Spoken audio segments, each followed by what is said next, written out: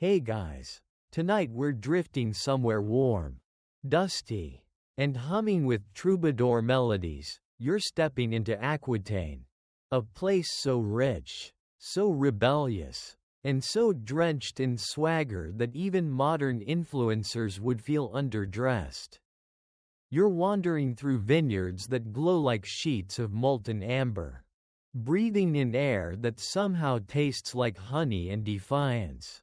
And you're about to meet a girl whose destiny could bend kingdoms.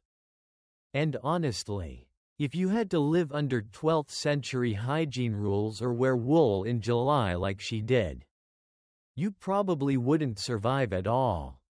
So, before you get comfortable, take a moment to like the video and subscribe, but only if you genuinely enjoy what I do here.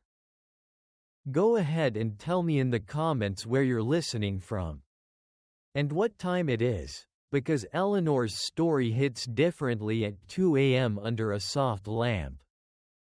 Now, dim the lights, maybe turn on a fan for that soft background hum, and let's ease into tonight's journey together. You're standing in Aquitaine now, toes brushing against sun-baked soil. And there's a faint hum of lutes drifting from some courtyard you can't quite see. Aquitaine isn't just a region, it's a mood, a philosophy, an entire personality. You feel it in the way the breeze refuses to follow any rule, curling around you like it has centuries of secrets to share. And right in the middle of all this vibrant disorder is young Eleanor, bright, sharp, and bold enough to stare down any noble who underestimates her. You're watching her move through her father's court, gliding, honestly, more like she owns the place than merely belongs to it. People keep calling her Eleanor, which in the 12th century basically meant the other Aner, named after her mother. Imagine growing up with a name that literally labels you as a sequel. But Eleanor wears it like armor. Because even now you can sense she's preparing to be more than anyone expects. You hear the clatter of boots. Poitier's castle comes alive. Knights arguing over wine. Poets attempting metaphors they have no business attempting. Courtiers trying to outwit a teenage girl who's already read more than they've dreamed of. One of them is reciting poetry so dramatic you almost roll your eyes on reflex. Eleanor doesn't even blink. She simply suggests he revise the ending. Because apparently medieval peer review was savage. There's a popular historical fact here. Aquitaine in Eleanor's youth was famous for its courtly culture. A place where love, poetry, music, and diplomacy mingled like perfume in warm air. But then there's a lesser-known truth you feel brushing against your ear. Her father, William X, took her on long journeys across Aquitaine not just for statecraft, but because he wanted her to experience how power felt in motion. She wasn't just raised to inherit, she was raised to rule. And as you walk with them, the dusty road crackling beneath you, you sense something else. Eleanor absorbing every village dispute, every feudal complaint, every whispered appeal. She listens with an attentiveness that would make a therapist proud. But power in the Middle Ages always comes with a storm front. You smell it before you see it, rain mixing with dust. That strange metallic scent of, your life is about to change. Eleanor's father, the towering presence at her side, begins to cough on their journey to Compostela. At first, it sounds like road fatigue. Then it begins to echo. Then it begins to haunt. This is where the path tilts. He doesn't make it to the shrine. He dies unexpectedly, leaving Eleanor not just orphaned, but suddenly one of the most desirable heiresses in Europe, wealthy beyond measure. politically strategic. And 17. You don't need to be a medieval strategist to understand what happens next. The vultures show up. Politely. Of course, this is medieval politics. So the poison comes in embroidered sleeves. And here's the obscure facts slipping into your ear like gossip whispered behind a tapestry. Within hours of William's death, attempts were made to kidnap Eleanor and force her into marriage. Not metaphoric kidnapping, actual. Ride your horse hard and grab the Duchess kidnapping. Her father knew this was likely. So he entrusted her guardianship to King Louis VI of France. Not to protect her out of affection, but because political custody was the safest way to keep powerful men from snatching her like some kind of dynastic prize. So now, you're traveling with Eleanor to Paris, not because she chooses it, but because the political tide sweeps her there. The roads narrow, the landscape cools, and the air thickens with a sense of formality Aquitaine would never approve of. You feel her restlessness beside you.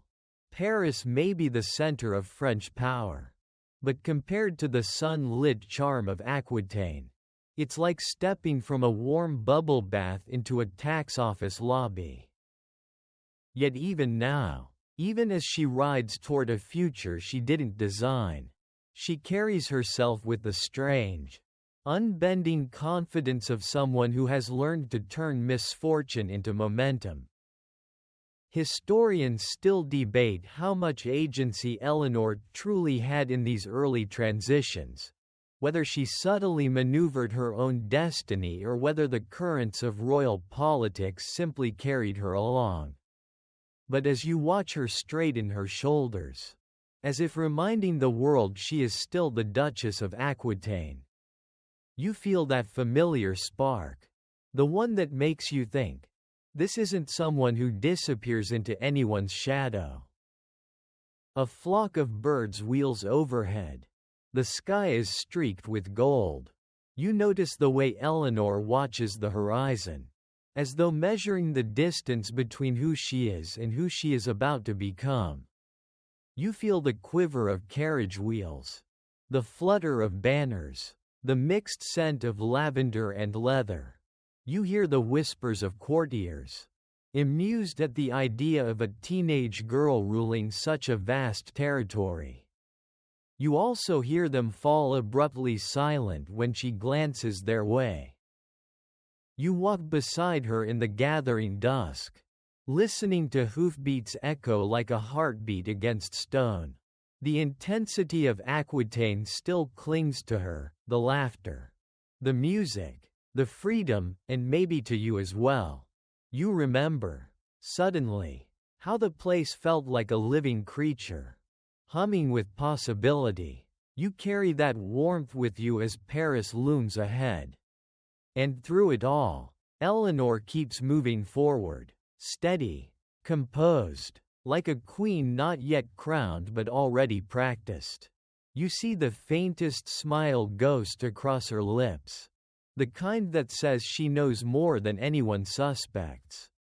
And you think, this is only the beginning. You arrive in Paris before you're ready for it.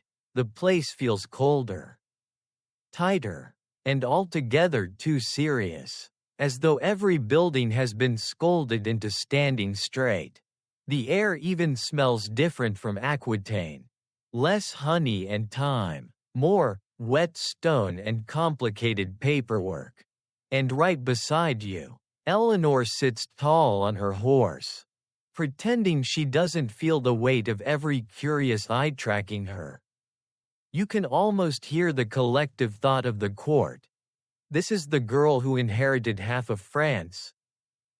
No one says it aloud, but their glances are louder than trumpets.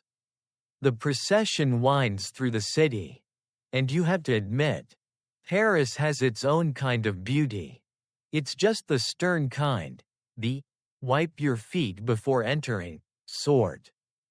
Eleanor keeps her chin tilted upward, absorbing every detail. She's always watching, always analyzing. You get the sense she's already mapping exits, allies, vulnerabilities, and which corners might hide better wine. When she finally enters the royal residence, the shift in atmosphere is almost theatrical. The French court is nothing like Poitiers.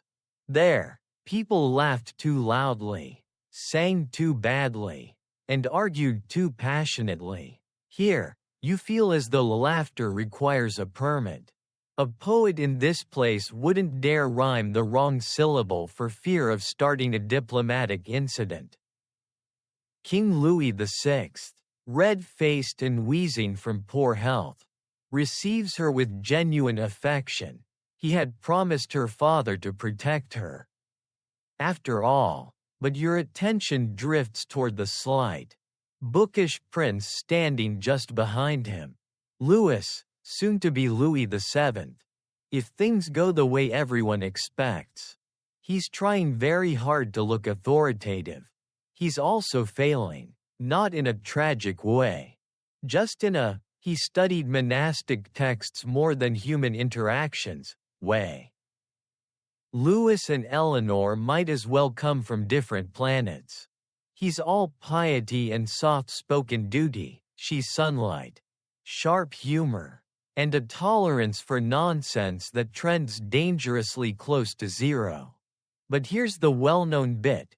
Within a matter of weeks, their marriage is arranged. Politically, it makes perfect sense. France gets Aquitaine. Eleanor gets royal protection, and Louis gets a wife who will eventually confuse him in ways he never expected. The wedding itself unfolds with elaborate ceremony. The air fills with incense so thick you almost cough. Though you try to play it cool, Eleanor stands poised, radiant, and perhaps a little detached, as if she's accepting a role in a play whose script she hasn't completely read. Louis, meanwhile, gazes at her as though he's trying to understand the sun and is slightly concerned about getting burned. As queen, Eleanor immediately notices the contrast between her upbringing and life in Paris. She used to walk freely through open halls where troubadours strummed literally anywhere. Here, even singing feels regulated by committee. She attempts to bring some Aquitaine flavor to the court, encouraging discussion. Storytelling, that kind of warm, lively intellectual exchange. Some courtiers love it. Others look at her as though she suggested everyone switch to spicier food. In the 12th century, that was scandalous. And here is the obscure truth brushing close to your ear.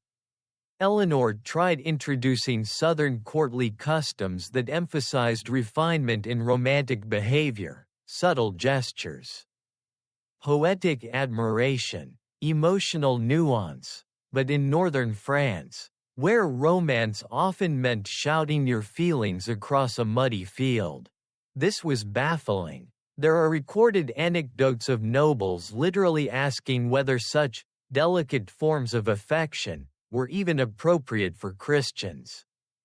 You stifle a laugh, because the idea that Paris found politeness suspicious is, frankly, iconic.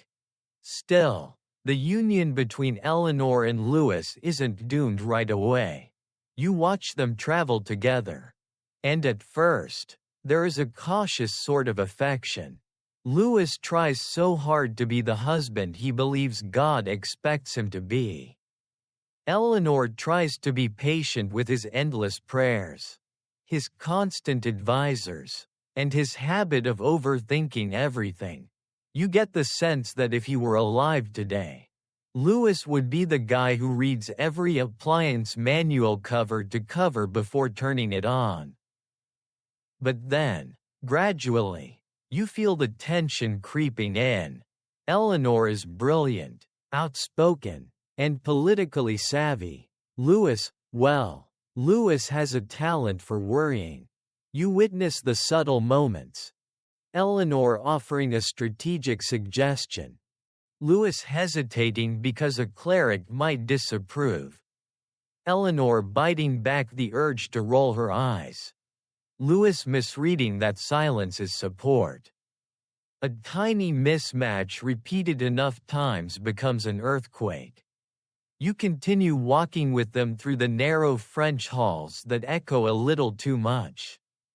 You see how Eleanor draws admirers, not romantically, necessarily, but socially. Men and women alike gravitate toward her quick mind, her storytelling, her confidence. Louis sees this and tightens.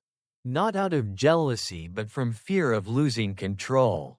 Slipping outside the rigid expectations placed on kings. For him, spontaneity is suspicious. For Eleanor, it's oxygen. And that friction will soon have consequences. Though neither of you fully grasps it yet. What you do notice is the way Eleanor misses her homeland. The rougher stone, the colder winds, the muted court, all of it dims her. Like a candle in the wrong part of the room. She still shines, always, but the light feels constrained. At night, you imagine she dreams of sun-soaked terraces. Horses galloping without permission slips.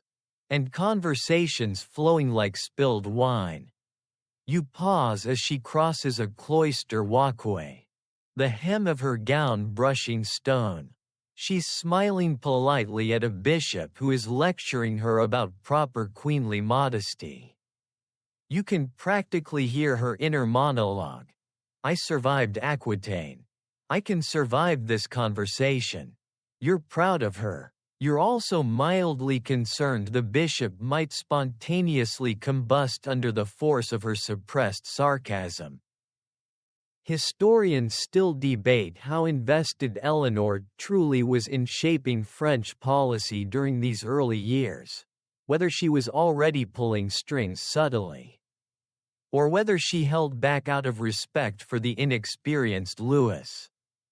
You walk beside her now and feel that uncertainty too.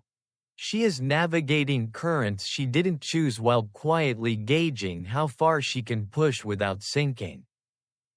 The French court tries to mold her. But Eleanor is, by nature, unmoldable. That doesn't mean she rebels. She just bends rules so gracefully that people don't notice until the shift is permanent. A festival becomes slightly more Aquitaine in tone. A diplomatic reception includes a poet. A dull state dinner ends with unexpected laughter. It's subtle. But it's there, like a warm breeze creeping into a cold room. One evening, as you drift in the flickering candlelight beside her, she steps onto a balcony overlooking Paris. The sky glows faintly pink, the city humming with a low, nocturnal pulse. She leans against the carved stone railing and closes her eyes. For a moment, she seems weightless. Then she opens them, resolving something silently. You don't know what she's decided. You only know the air feels different, charged, almost crackling. Eleanor is adapting, but she's also preparing. For what? Perhaps even she doesn't yet know. But you sense the story pivoting. Just slightly, like a compass finding its true direction. This is where Paris begins to realize the woman it married is not simply a duchess. Not simply a queen, she is a force. And forces, as you're learning, rarely stay contained for long. You sense the tension before you see it. Paris feels restless. As though the air itself expects something big to stir. And sure enough, word ripples through the corridors like a gust of wind. The king, Louis VI, is failing. His breath grows thin, his commands softer, his presence fading like smoke at the edges of the court. You stand beside Eleanor as she watches the inevitable unfold. Louis, the prince she married, is about to become Louis VII, and you can tell by the way her fingers drum the edge of her sleeve that she already knows this crown will sit heavy on them both. The death of Louis VI hits the court in waves. Bells toll, banners lower, monks chant in a rhythm that sounds too solemn even for those who love ceremony. You feel the vibration of it under your feet. Eleanor stands quietly, respectful but calculating. She's watching not just the grief, but the power rearranging itself in real time. And then, almost in the same breath, France has a new king. Louis VII is crowned. Nervous and radiant and uncertain, you stand close enough to hear his whispers, a small prayer under his breath. The kind someone mutters when they hope no one notices they're terrified. Eleanor watches him with soft patience, though you detect a flicker of doubt. Not unkind doubt, just the kind that wonders whether a kingdom this complicated can truly be run by a man who apologizes to furniture after bumping into it. Life changes instantly. The palace swells with responsibility. Petitions, envoys, arguments, and the terrifying weight of expectation. Louis tries his best, he truly does. He approaches rulership like a monk might approach a stack of sacred manuscripts, carefully, reverently, and with an ever-present fear of making a mistake big enough to echo in eternity. Eleanor, meanwhile, steps into her role with the steady composure of someone raised in the firelight of Aquitaine's courts. But that steady composure sparks something unexpected. The well-known historical truth is simple. Eleanor joined Louis on the Second Crusade. But the journey doesn't begin in battlefields or deserts, it begins here. In these halls, with the tension growing between French nobles, the church, and the new king himself. Conflicting loyalties tug in every direction. Eleanor senses it long before anyone says it aloud. This kingdom wants direction. Louis wants divine clarity. Unfortunately, divine clarity is notoriously slow on delivery. And then there's the obscure piece. The quiet detail drifting to you like a secret whispered from behind a carved wooden screen. Eleanor's growing influence so unsettled certain church advisors that they began warning Louis about the dangers of overly listening to his wife. One monk even wrote that a queen should be, like the moon, visible, illuminating, but never warming the earth too much. Eleanor, hearing this, had reportedly smiled politely, the way you'd smile at someone who just announced the earth is flat. Still, however polite her smile, tension builds as certain factions begin painting Eleanor as too outspoken, too bold, too enthusiastic for matters of governance, as if competence itself were a scandal. You watch the subtle ways this affects her. She grows sharper, more deliberate. If they expect restraint, she delivers elegance instead, refined, precise, impossible to ignore. You follow her through the corridors, watching as she navigates disputes between nobles with the calm tone of someone solving a riddle. You see her quietly soothe clashes between the northern lords and the more flamboyant southern visitors who can't seem to stop gesturing wildly when they talk. One noble literally knocks over a candlestick while describing a border disagreement. Eleanor gently writes it mid-conversation without missing a word. You feel her eyes flick toward you. And in spoken, "Do you see what I'm dealing with?" Meanwhile, Louis receives reports of unrest in Champagne. The dispute spirals, broken promises, bruised egos, accusations of insult. Things escalate in the way medieval politics often do. Suddenly, someone's burning someone else's property. Everyone's angry, and half the nobles swear divine justice is on their side. You pinch the bridge of your nose. Eleanor does too. She advises diplomacy first. Louis tries, but his advisors push him toward a show of strength. The result? War. A preventable one. You stand beside Eleanor as a city burns, smoke curling through the air, heat brushing against your skin.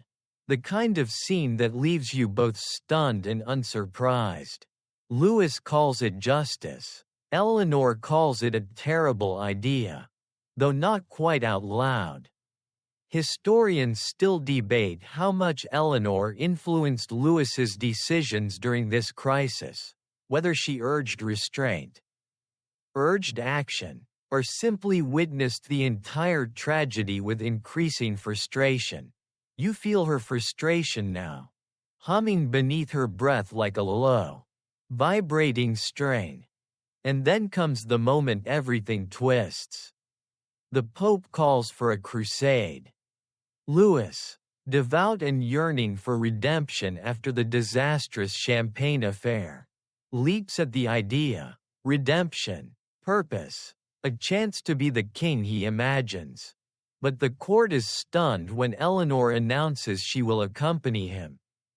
And not just as a decorative figure sitting politely in a shaded tent. She will bring her vassals, her knights, her entourage of Aquitanian nobles who are arguably too glamorous for a military campaign but extremely enthusiastic about travel. Rumors bloom instantly. You hear them everywhere, in shadows, in kitchens, in echoing stairwells. Some say Eleanor is too bold. Others say she's too meddlesome. A few believe Louis needs her intelligence by his side. And of course, there are those who whisper about impropriety. Because apparently nothing makes people talk faster than a powerful woman doing literally anything. The more outrageous gossip claims that Eleanor plans to lead a regiment of Amazons. Which is incorrect but admittedly kind of badass. You try not to laugh when one courtier solemnly insists that Aquitaine women carry swords under their skirts. Eleanor overhears him and gives a smile that could slice through the rumor mill entirely. Preparations for the crusade consume the court. Horses stamp, armor clatters, priests chant. Nobles argue about desert temperatures as though any of them have ever felt heat stronger than a Paris summer. You watch Eleanor inspecting maps, listening to advisors, questioning logistics with a sharpness Louis lacks. She's not merely accompanying the crusade, she's preparing to survive it. Yet beneath all the noise, you sense something deeper shifting.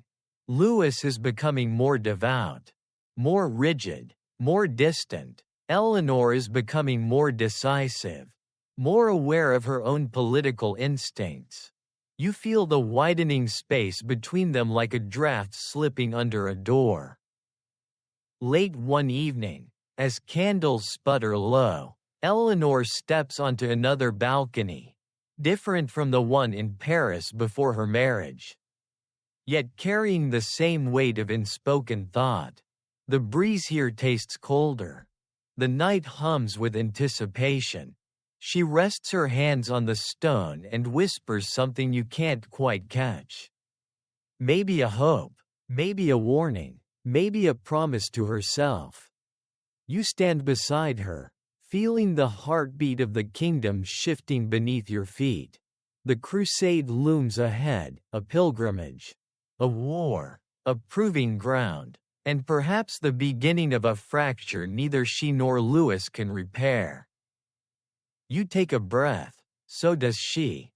And together, You step into the gathering dark. You feel the weary clatter of preparations settling into your bones long before the crusading army finally departs.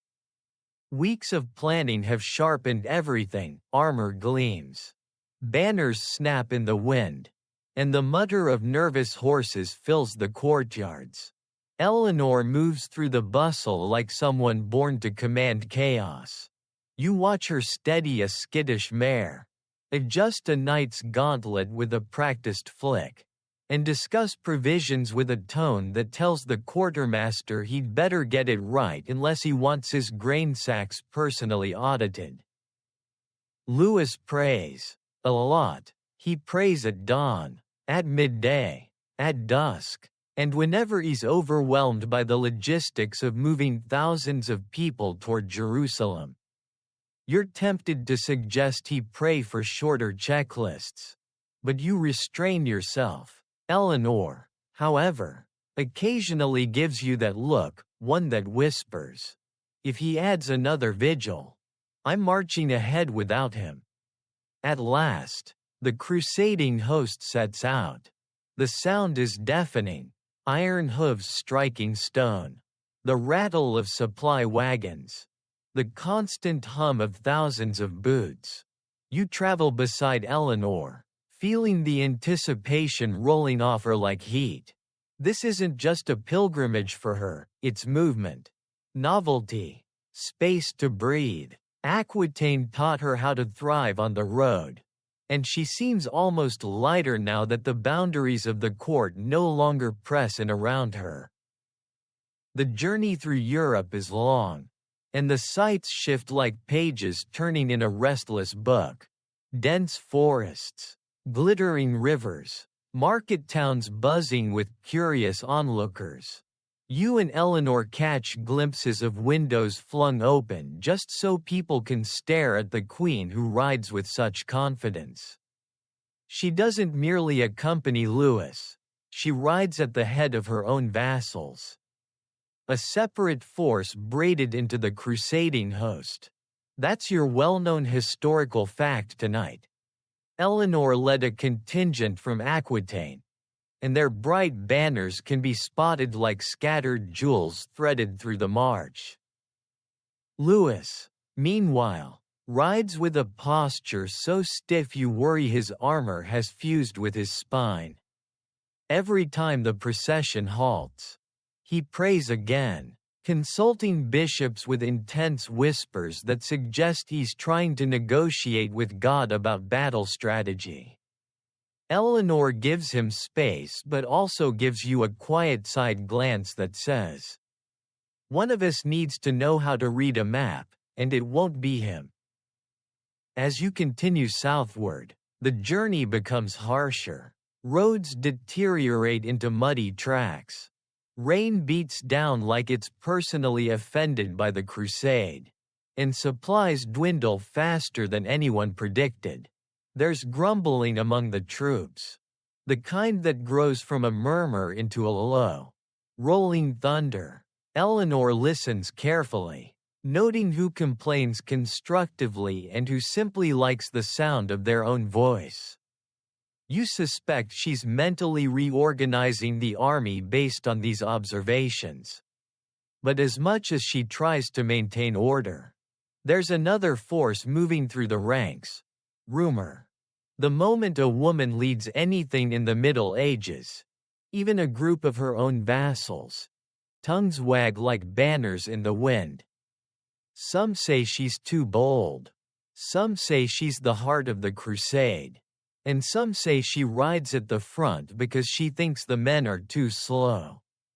Eleanor hears that last one and nearly smiles, which you count as a victory. Then, one night in a camp near the Balkans, you catch an unusual sound, a mix of laughter and argument carried by the wind. You drift closer, and there they are, Aquitanian knights debating chivalry with northern French soldiers. Gesturing emphatically as dried figs are offered as diplomatic bribes. The obscure fact settles here. Eleanor's entourage brought luxuries, fabrics, spices, songs, and even poets, turning parts of the camp into impromptu cultural salons. Louis's advisors found it inappropriate, the troops found it delightful. You watch a troubadour tune a lute beside an armored tent and think, this is the strangest Airbnb I've ever seen. But the lightness fades as the army approaches Byzantine lands. Emperor Manuel I Komnenos receives them with cold courtesy.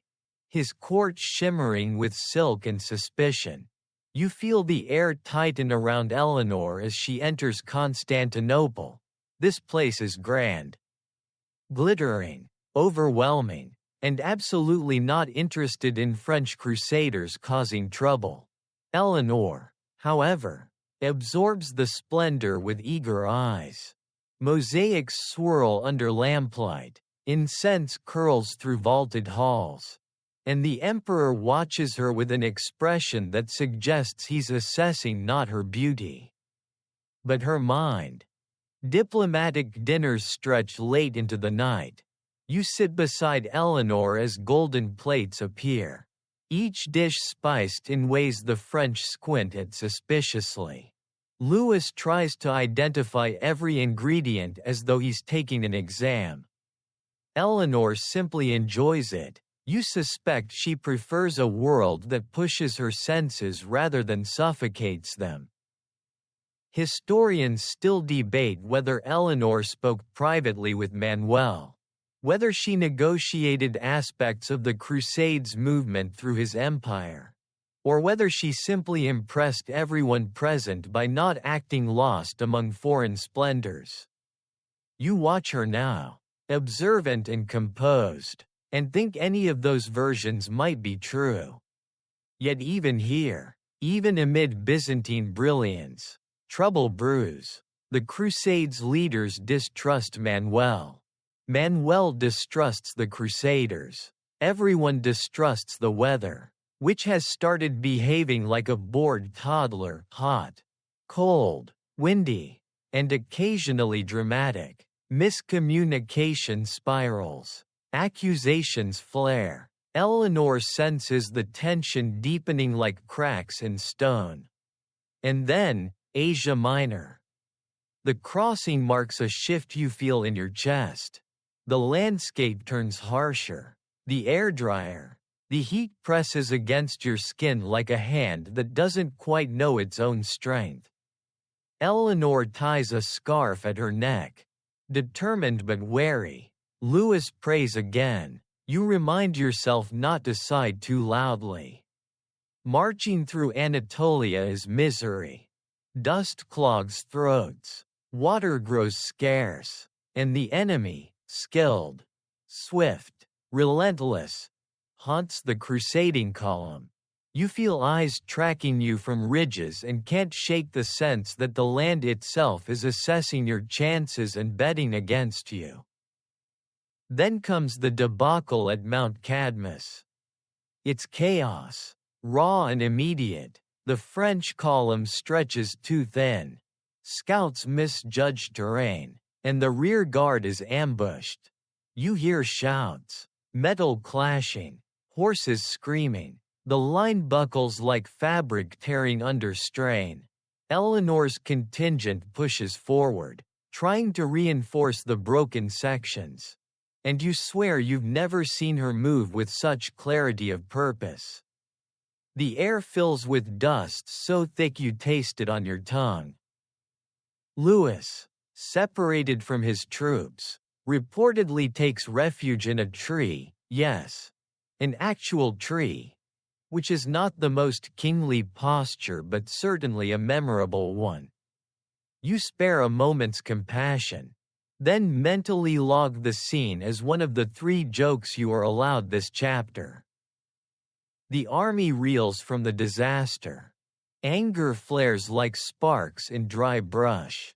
Blame circulates, though never where it truly belongs. You stay close to Eleanor as she regroups her people. her voice steady despite exhaustion deepening the shadows under her eyes. The crusade hasn't failed yet, but it's stumbling, and you feel the first quiet fractures forming, not just in the army, but between Eleanor and Louis. Where she sees strategy, he sees divine punishment. Where he seeks penance, she seeks solutions. You hear the silence between them growing heavier each night, a weight slipping into their marriage like sand accumulating in an hourglass. Yet she keeps going. You walk with her through every camp, every ruined supply tent, every exhausted debate. Heat radiates from the ground even after dusk, and you swear the stars look hotter here. Eleanor keeps moving, unyielding, unwavering, like the only constant in a world unraveling around her. And in the distance, Jerusalem waits, shimmering like a promise neither of you can quite trust. You feel the exhaustion of the last battle trailing behind the army like a shadow that refuses to leave.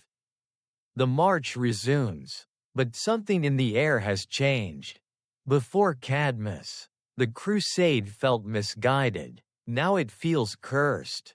Dust rises with every step, clinging to hair, armor, lips, and hope. Even the horses seem to sigh. You walk beside Eleanor, noticing how she tightens her cloak against the relentless wind, though the gesture is more symbolic than protective. Anatolia doesn't care about cloaks. It barely cares about people. The army limps toward the coast, each mile a negotiation between survival and sheer stubbornness. Along the way, you hear murmurs rippling through the ranks, complaints, prayers, accusations, and the occasional overdramatic knight insisting he has never suffered so greatly in all his years of noble existence.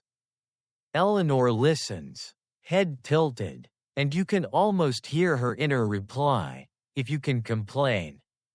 You can walk faster. Louis, meanwhile, is wrapped in a cocoon of grief and penitence. Every setback becomes a spiritual riddle he tries to decode.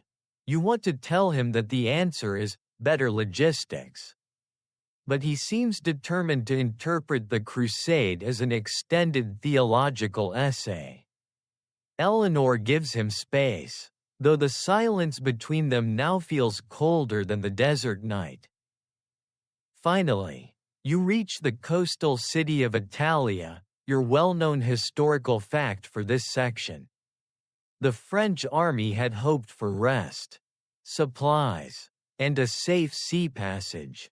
What they find instead is a miserable bargaining game with Byzantine officials who are far more interested in collecting fees than in feeding half-starved crusaders. You stand with Eleanor as she watches negotiations drag into frustration, and you can practically see her calculating how many dinners she'll have to sit through without rolling her eyes.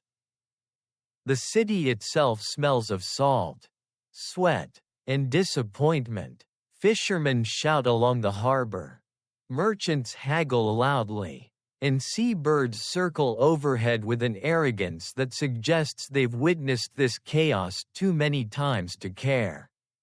Eleanor walks through the narrow streets, observing everything: the broken crates, the worn faces of soldiers, the subtle way locals avoid eye contact with desperate crusaders. You feel her discomfort. She's used to places with life, music, warmth. Italia feels like a waiting room for misfortune. Food dwindles quickly. Tempers flare. Illness crawls through the camp like a quiet thief. Nights become especially heavy, the kind where the darkness presses too closely and the stars look like pinpricks in cloth that's about to tear. Still, Eleanor holds herself steady. She organizes supplies with a precision that impresses even the grumbling captains. She checks injured men, encourages exhausted women, and tries to hold the army together with little more than willpower. And then, the obscure fact surfaces in the chaos. A small group of Aquitanian knights, loyal to Eleanor, fiercely proud, and famously dramatic, attempted to negotiate their own private sea transport. Bypassing both Byzantine officials and Louis's chain of command, their plan collapsed when one of them, while trying to appear intimidating, accidentally stepped into a fish basket and could not regain his footing. Eleanor was reportedly unimpressed but somehow managed not to laugh. You, however, absolutely would have. As conditions worsen, desperation replaces discipline. Fights break out over scraps. Arguments erupt over rumors. One man insists that the city is secretly full of food. Another swears the Byzantines are plotting to poison the entire crusade. Eleanor weaves through the chaos calmly. A stillness in the storm, though you can sense her patience thinning like worn linen. The tension reaches a breaking point when Louis, exhausted, overwhelmed, and once again seeking divine clarity, agrees to a plan that feels reckless even before it's spoken aloud. He will take the best troops and sail to Antioch, leaving the less capable, less healthy soldiers to march overland under Byzantine escort. You watch Eleanor as she listens to this decision. Her jaw tightens. She remains silent, but the silence speaks volumes. Historians still debate how deeply Eleanor objected to Louis's retreat by sea. Whether she saw it as abandonment, as political cowardice, or as simple folly in a world already full of it. But you, standing beside her now, feel her disappointment radiating like heat. The departure is heart-wrenching. Ships sway in the harbor, their sails snapping in the wind, ropes creaking like anxious bones. Eleanor oversees the boarding of her vassals with ruthless efficiency. She refuses to leave anyone to the disaster unfolding inland. She walks the docks, checking every roster, every rope, every crate, as if sheer thoroughness can keep disaster at bay. The sea smells sharp, metallic, alive. Waves slap against the hulls with a rhythm that feels almost taunting. Troops shuffle up gangplanks, some hopeful, some terrified, some too sick to care. Louis stands further down the shoreline, lost in a maze of monks and advisors. He doesn't see Eleanor's expression as she watches him. You do. The truth is simple. They've grown apart. Not by choice, but by circumstance, by fear, by mismatched visions of what leadership looks like when the world turns hostile. She still respects him, but respect is not the same as alignment. And alignment is what the crusade demands. When you finally board the ship with her, the deck beneath your feet feels unstable not just from the waves but from the shifting world you've left behind. Italia shrinks in the distance, a harsh silhouette fading into the horizon. Men on shore stare after the departing vessels with expressions that twist your stomach. They know they've been left behind. Some curse, some cry, some simply watch, hollow-eyed, as the sails catch wind. Once at sea, the mood changes, not entirely for the better, but differently. The air is cooler, salt coats your lips. Eleanor braces herself at the rail, the wind tugging her hair free from its pins. She looks ahead with determination, though the exhaustion rings faintly in her posture. You stand beside her, letting the wind flatten your thoughts. The ship groans, waves hiss, birds follow for miles before giving up. You look back only once. The coastline dissolves into a memory you'd rather not revisit. Days blur into each other as the small fleet crawls toward Antioch. Men fall ill. Supplies grow thin again. Tempers fray like rope ends scorched by salt and worry. Yet Eleanor remains that strange, steady anchor, never panicking, never despairing, always thinking, always observing. You glimpse moments of gentleness too. Her steadying a seasick soldier. Her adjusting a frightened child's blanket. Her quiet words to a knight grieving his brother lost at Cadmus. But beyond that gentleness, an undercurrent grows, an awareness that Antioch will not simply welcome them with feasts and praise. Nothing in this crusade has gone as expected. Nothing is predictable anymore. One night, under a sky washed with silver starlight, Eleanor leans against the railing again. The sea stretches into eternity, a shifting mirror that reflects nothing but uncertainty. She whispers something you barely catch, half prayer, half promise. You feel the chill of it settle in your lungs. Antioch is close, and you know, without needing any prophecy, that what waits there will test her more than dust, hunger, or distance ever could. The shore finally rises on the horizon. Lights glimmer, walls glow faint in the dawn. And Eleanor straightens, ready for whatever storm is next. Antioch rises out of the dawn like a city that refuses to apologize for existing. Walls glowing warm against the pale sky. Towers catching early sunlight. Banners fluttering as if they know exactly how dramatic they're being. You stand beside Eleanor on the deck as the ship approaches the harbor. And for a moment, just a moment, you both breathe easier. Compared to Italia, Antioch looks like civilization's apology letter. But the sense of relief doesn't last. Antioch is not just a city. It's a hinge in the Crusade's fate, a labyrinth of alliances, rivalries, and strategic tensions wrapped in golden stone. And at its center waits someone Eleanor hasn't seen in years, her uncle. Raymond of Poitiers. Raymond greets the arriving crusaders with open arms. Charisma radiating off him like heat off a furnace. He's handsome, magnetic, and unmistakably Aquitanian in the way he smiles as though every person in front of him is the most interesting creature he's ever met. You watch Eleanor's face soften for the first time in weeks. Whether it's relief, affection, or simply the comfort of a familiar accent, the warmth is unmistakable. Your well-known historical detail arrives promptly.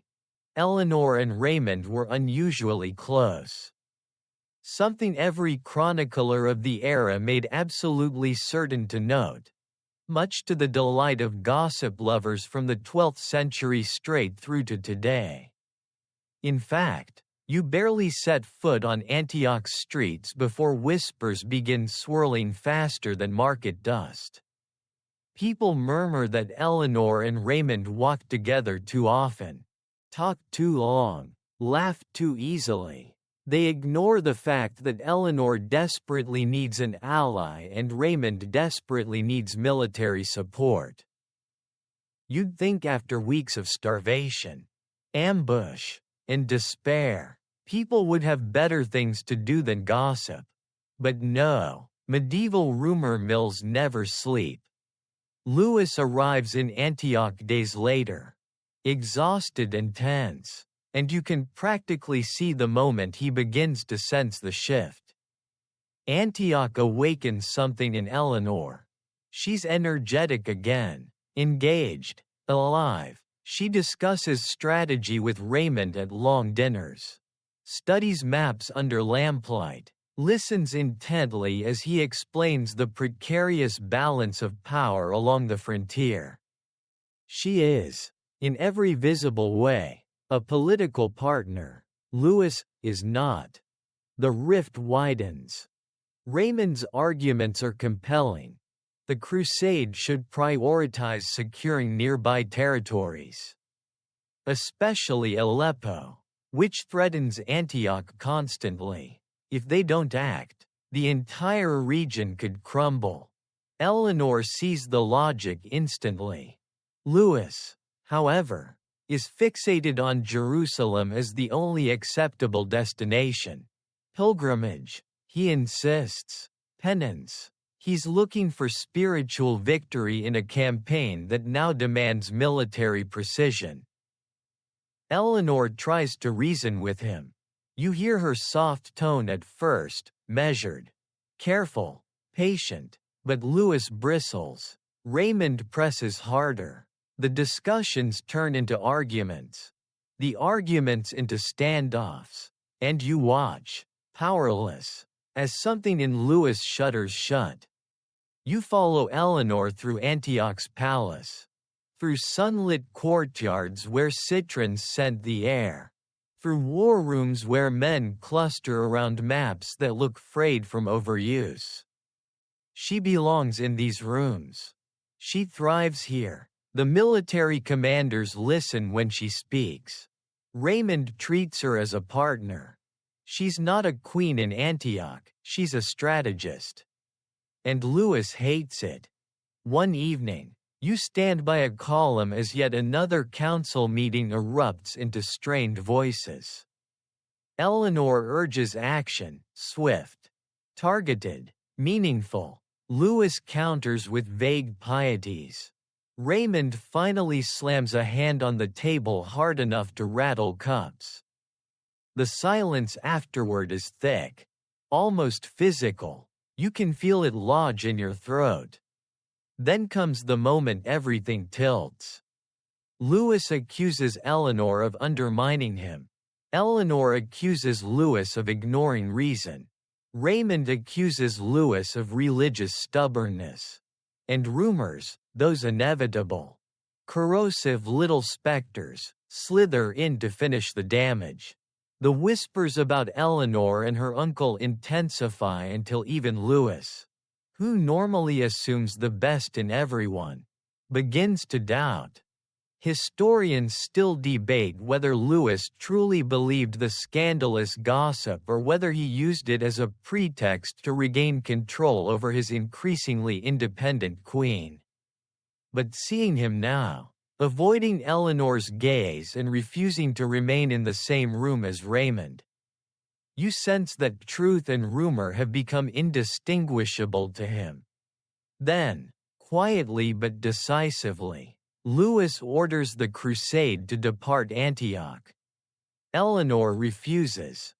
You've never seen her like this, calm yet unmovable. She tells Louis she will stay with Raymond. That Antioch is her homeland through her mother. That she has every right to remain. Her words slice through the air with clean, precise edges. And for a moment, the world seems to stop. Even the servants freeze mid-step. Louis goes pale. He interprets her refusal not as strategy but as betrayal. His voice shakes when he threatens to annul their marriage on the grounds of consanguinity, which is medieval shorthand for, "We're technically related enough for this to be a problem." If I suddenly feel like making it a problem. Eleanor stares at him, unblinking. You swear you can hear the collective gasp of everyone within 50 feet. This is where the crack in their marriage becomes a canyon. But Louis has power the moment demands. His guards, loyal, grim, unwilling, escort Eleanor away from Raymond. You watch helplessly as she's forced to leave Antioch under strict control. Practically a prisoner in all but name. The bright city fades behind you as the crusading entourage pulls away. The walls shrinking until they look fragile against the sky. Eleanor doesn't cry. She doesn't shout. She sits very still. her posture regal but rigid, like stone carved under pressure. You walk quietly beside her, feeling the storm inside her even as her face remains composed. Days pass. The army marches again. Dust rises again. Louis prays again, but nothing feels the same. Eleanor barely speaks to him. He barely tries. You drift through each camp knowing something fundamental has broken. Something even victory couldn't fix. When Jerusalem finally appears in the distance, its golden light shimmering through the heat, you think, for a heartbeat, that maybe the sight might soften them both.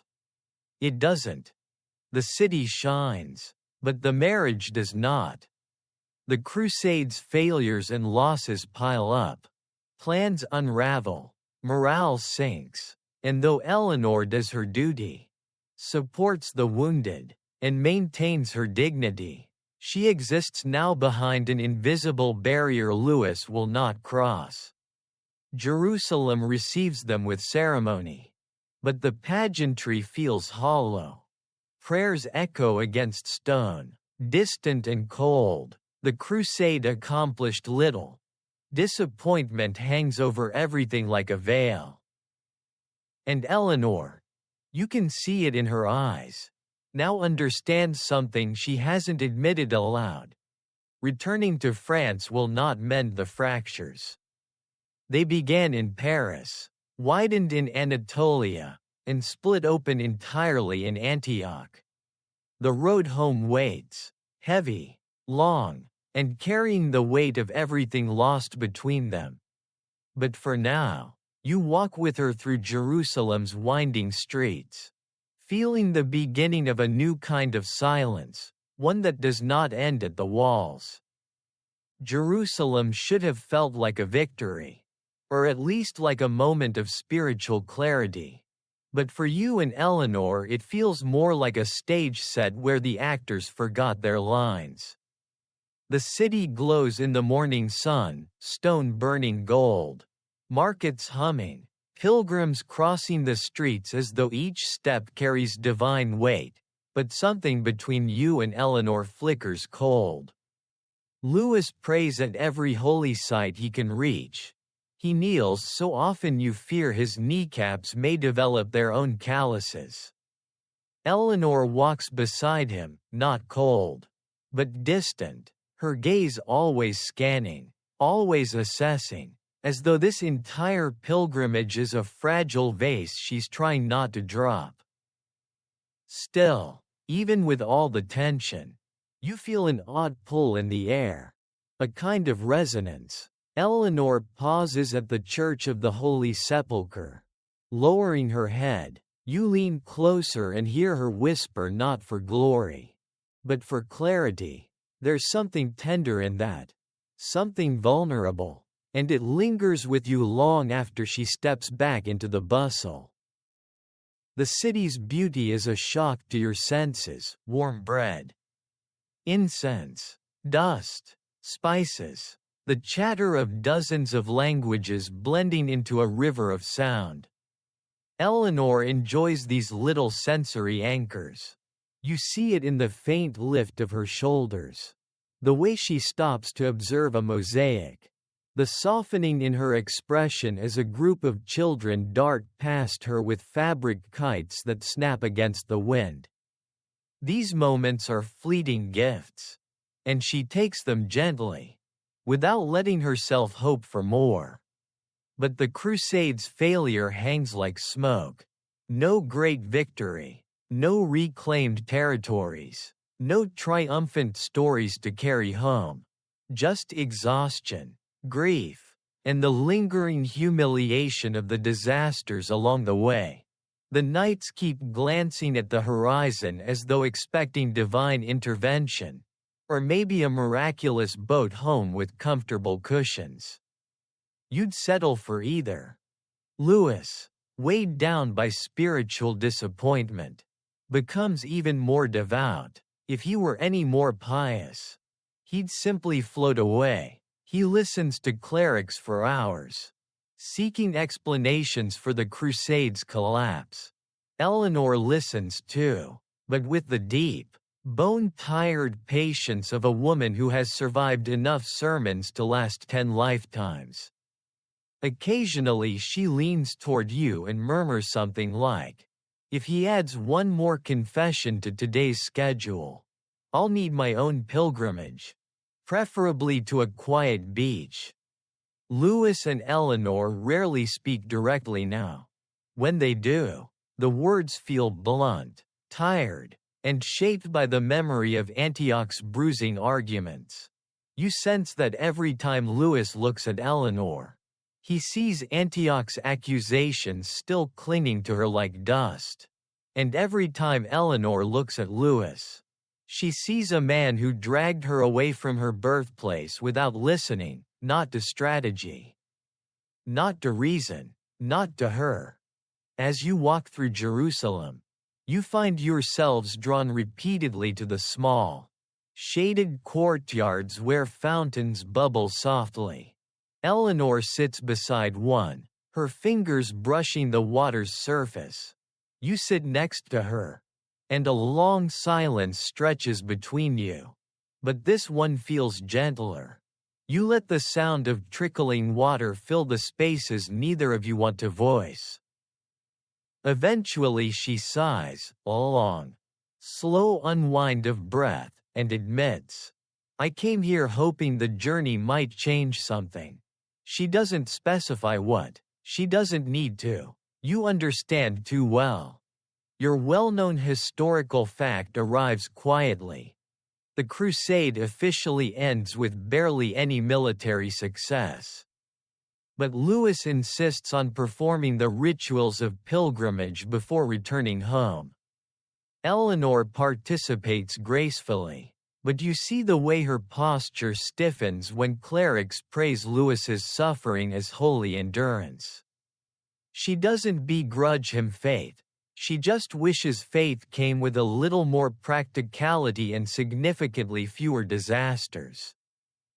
Still, while Louis mourns what the crusade didn't achieve, Antioch's sting lingers deeper for Eleanor. Rumors still float among the crusaders like ash that refuses to settle. Knights murmur about her closeness to Raymond. Clerics mutter about impropriety, even though nothing about her actions warrants scandal. The gossip spreads because scandal, as usual, is more entertaining than truth. Eleanor's eyes grow flinty whenever she hears a whisper trailed too close. You walk beside her through the narrow streets of the Armenian Quarter, where merchants display bright textiles that remind her of home. She touches a bolt of crimson silk, letting it pool between her fingers like liquid fire. For a moment, she smiles, small but real. And then Louis's messenger finds her. Louis wants to leave Jerusalem immediately. Eleanor blinks once. Slowly, she knows what this means. They will sail home. They will face the French court. They will confront a marriage frayed by both distance and closeness, the wrong kinds of both. Her voice is calm when she agrees. But you sense the internal shift. The quiet rearmoring. The Eleanor who entered the city, worn but open, is gone. What remains is steady, controlled, and preparing for the political landscape waiting in Paris. The journey to the port of Acre is long, dusty, and tense. Pack animals groan under loads. Wheels creak, and the desert wind carves fine lines into Eleanor's face. You walk with her each step, feeling the weight of leaving behind everything the crusade promised but never delivered. At Acre, chaos is the default language. Ships cram the harbor, merchants haggle aggressively, and sailors swear in accents you can't decipher. Eleanor immediately begins inspecting vessels with the same intensity she'd used to choose political allies. Louis, meanwhile, is deep in prayer again. You almost start counting how many times a man can kneel in 1 hour, but lose track after 12. Your obscure fact sails into view here. Eleanor insisted that women and children be given priority space on the ships heading west. Her intervention prevented several families from being split, and earned her quiet gratitude from soldiers' wives who had endured the brutal overland march. It was never recorded as major history, but in the fading light of the harbor, their thanks felt as real as any victory. The sea voyage home is rough. The Mediterranean tosses the ship like a toy with poor manners. Lewis looks permanently nauseated. Eleanor, however, holds the railing with fierce calm, her hair whipping around her like a banner. At one point she mutters, "I survived Byzantine politics. This is nothing." You nod in agreement, and try not to think about the bucket rolling ominously near your feet. Days stretch on, waves pound the hull. The ship's cook produces meals so questionable you begin to suspect he's performing penance through cuisine. Eleanor eats politely but with an expression that could curdle milk. Historians still debate whether she and Lewis attempted any form of reconciliation during this journey, or whether the silence between them had already hardened into something unbreakable. But standing beside them now, watching them exchange polite nods and nothing more, you feel the truth in your bones. Something has gone too far to be mended by salt air and shared hardship. When the coastline of Europe finally rises in the distance, soft, gray, familiar, you feel Eleanor straighten. Her shoulders square, her breath deepens. She's preparing, not for celebration, but for confrontation. France is not a sanctuary waiting to welcome her home. It is a court full of eyes and judgments. And she is returning as a queen marked by scandal, frustration, and a husband uncertain of her loyalty. As the ship glides toward land, the wind softens, the waves calm, and Eleanor stands at the prow, steady as a mast, unblinking, unafraid. Whatever waits on the other side, she will face it. And you are stepping into that storm right beside her. France looks different when you return, not physically, but emotionally, as though the land itself is keeping its distance. The air feels heavier, the sky seems lower, and every stone tower you pass on the journey back to Paris watches you with that judgmental stillness only medieval architecture can pull off. Eleanor rides beside you, composed but not serene. It's the quietness of someone sharpening their boundaries, not softening them. Lewis seems relieved to be home, practically thanking every monastery along the way. You imagine him sending handwritten gratitude notes to local saints. He prays at each stop, dropping to his knees so frequently that you wonder if the crusade has transformed him into some sort of mobile devotional device. Eleanor stays politely close, but her mind is clearly elsewhere. A gap has opened between them, wide, silent, and undeniably permanent. When Paris finally comes into view, its gray spires thrusting from the mist, the welcome is complicated. Crowds gather, yes, cheering for their king, offering blessings, waving branches, the whole expected routine, but the cheers aren't quite as full as before. People know the crusade failed. Everyone can sense that something is wrong. And whispers, always the whispers, ripple through the masses as Eleanor passes. You hear the rumors clearly now. Some are ridiculous, some cruel, some repeat the slander from Antioch as if it's holy truth. Eleanor hears too, But her face doesn't betray a single reaction. She holds her chin high, her posture perfect, her gaze steady. You can almost feel the invisible wall she places between herself and the watching city. A wall made of pride, injury, and determination. Inside the palace, the cold reception becomes unmistakable. Courtiers bow, but their eyes dart. Some look at Eleanor with polite caution, some with eagerness.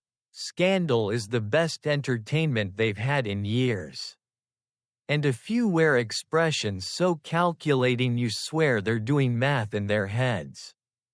Louis, oblivious or simply unwilling, proceeds as though nothing is wrong. But everything is wrong. Your well-known historical fact appears here. Tensions between Eleanor and Louis escalated sharply after the Crusade, especially regarding the direction of the kingdom and the succession. 2 daughters had been born to them, Marie and Alex, but no son. In a medieval court obsessed with male heirs, this becomes the favorite topic of people who really should mind their own business.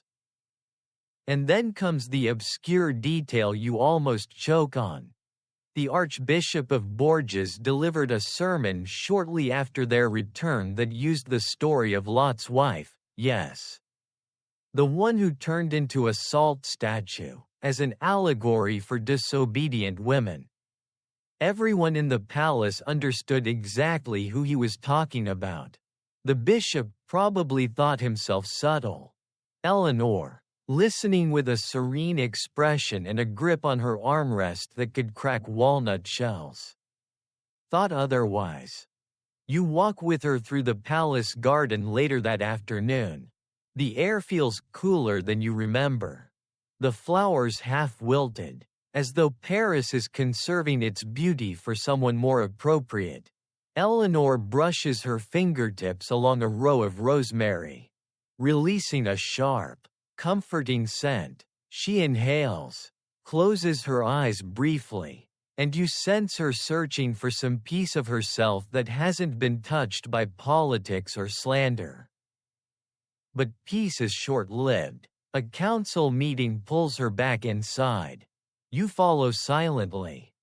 The chamber is thick with tension. Louis sits at the head, flanked by bishops who radiate disapproval the way candles radiate heat. Eleanor takes her place at the opposite end, utterly regal, utterly unshaken. The discussion begins with matters of taxation and land disputes, mundane, bureaucratic, and painfully dull. But soon it shifts. The bishops hint that the kingdom's troubles are a sign of divine displeasure.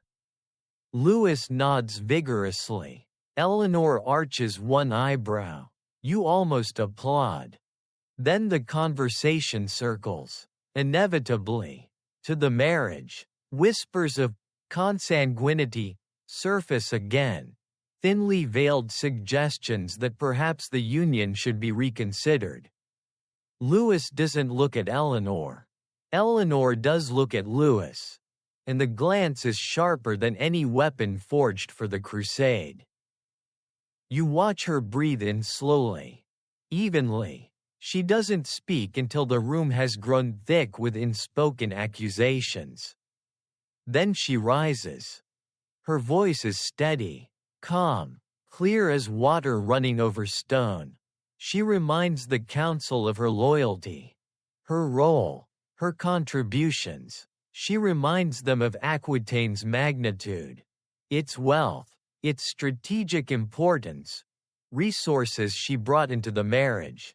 And then, with a precision that feels almost surgical, she reminds them that abandoning her would mean relinquishing control over one of the largest and richest duchies in Europe. Silence follows, a thudding, unmistakable silence. The bishops shift. Louis finally looks up, and you try not to grin too obviously.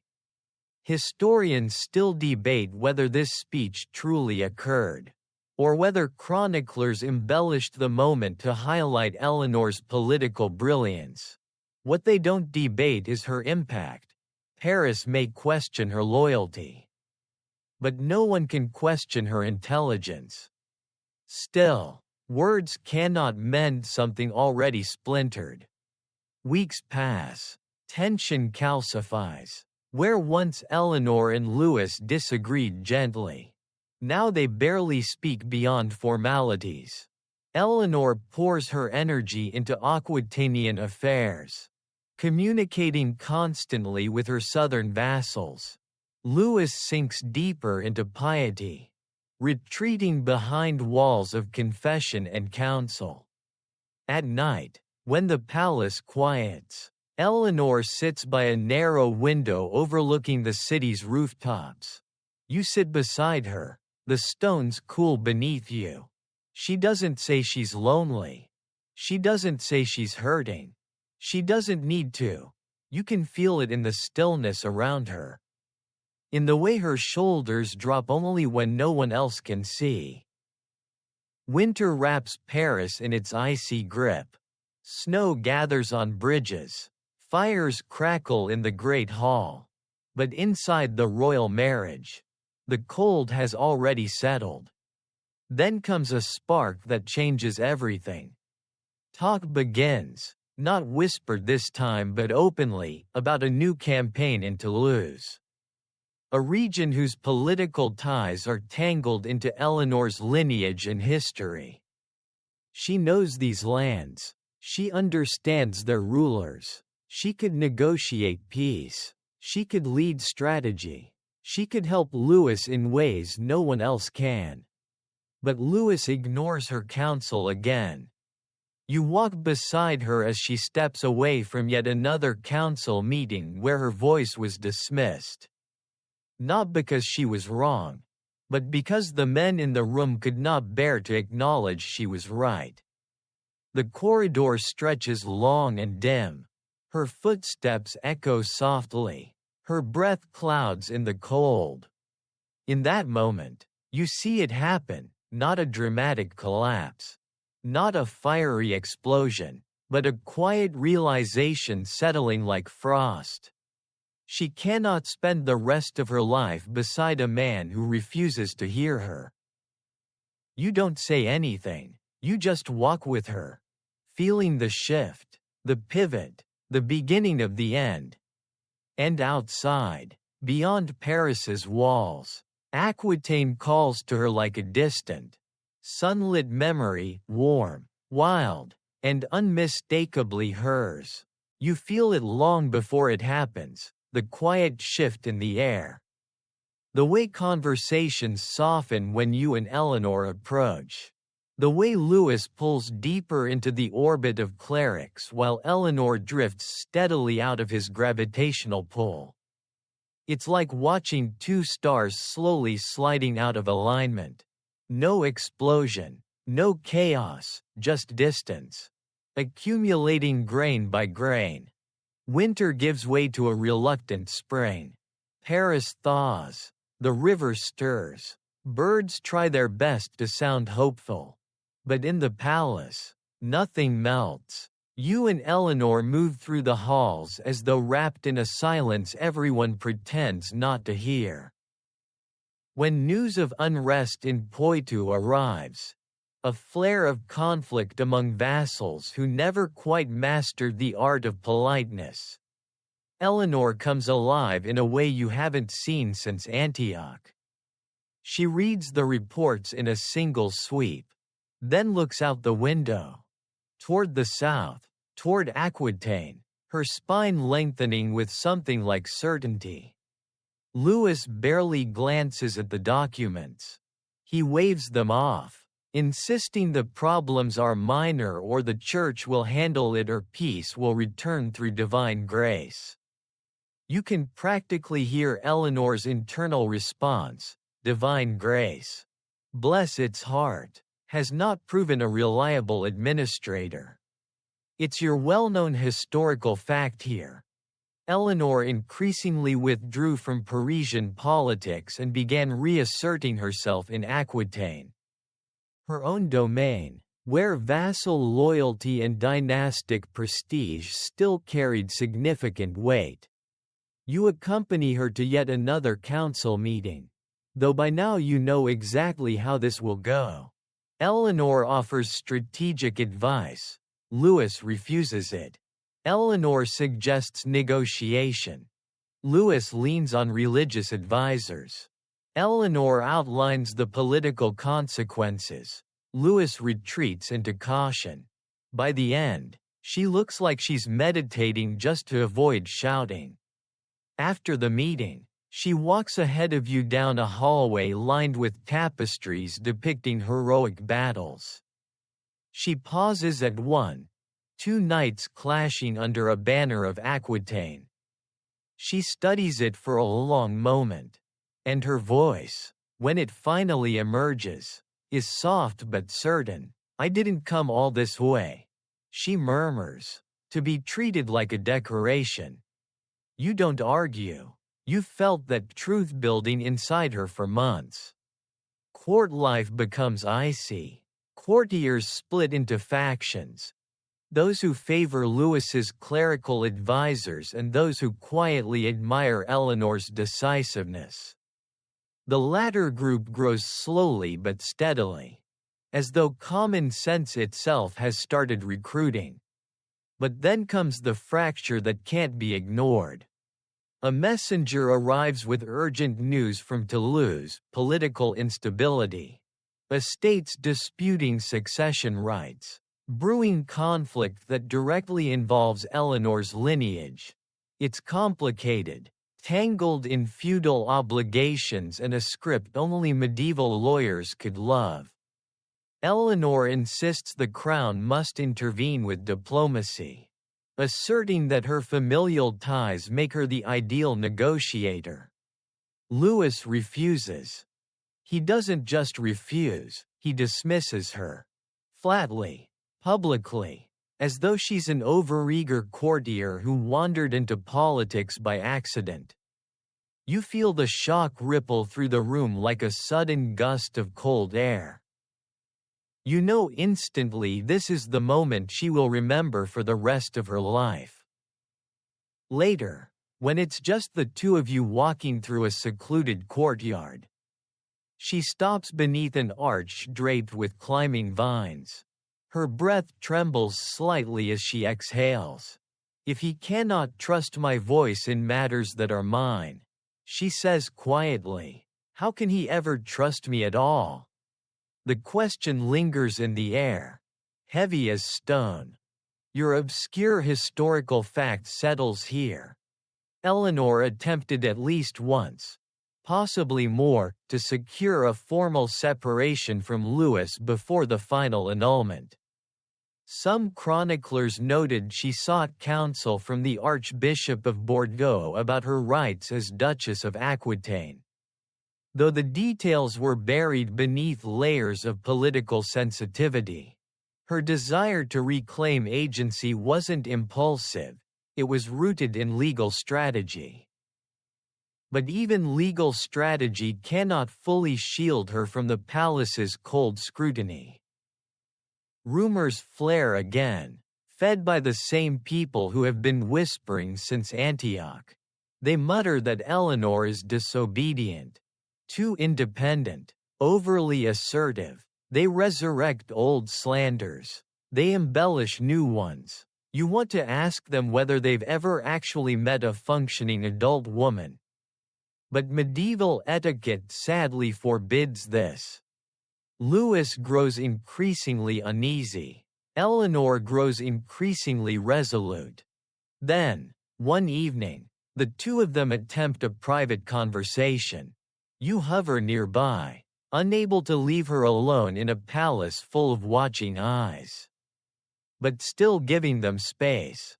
Their voices drift toward you in fragments: pleas, accusations, and finally something like resignation. It's not a fight. It's not even a debate. It's two people standing on opposite shores. shouting across a river they can no longer cross.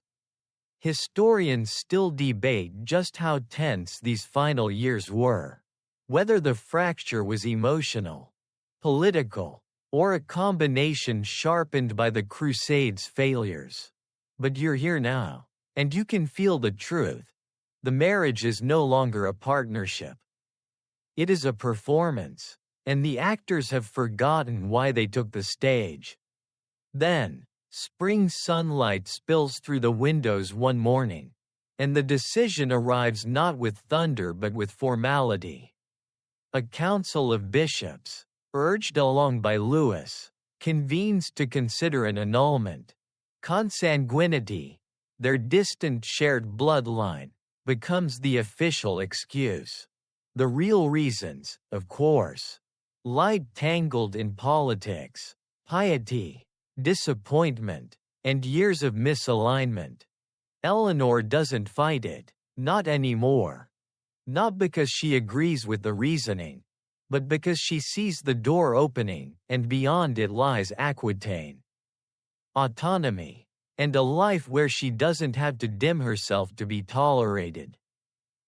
The decision is finalized. Their marriage is declared invalid, though their daughters remain legitimate. You watch Eleanor as she receives the verdict. Her expression stays calm, but the stillness around her vibrates with the weight of so many years. When she leaves the council chamber, you walk beside her through long passages that feel strangely wider than before.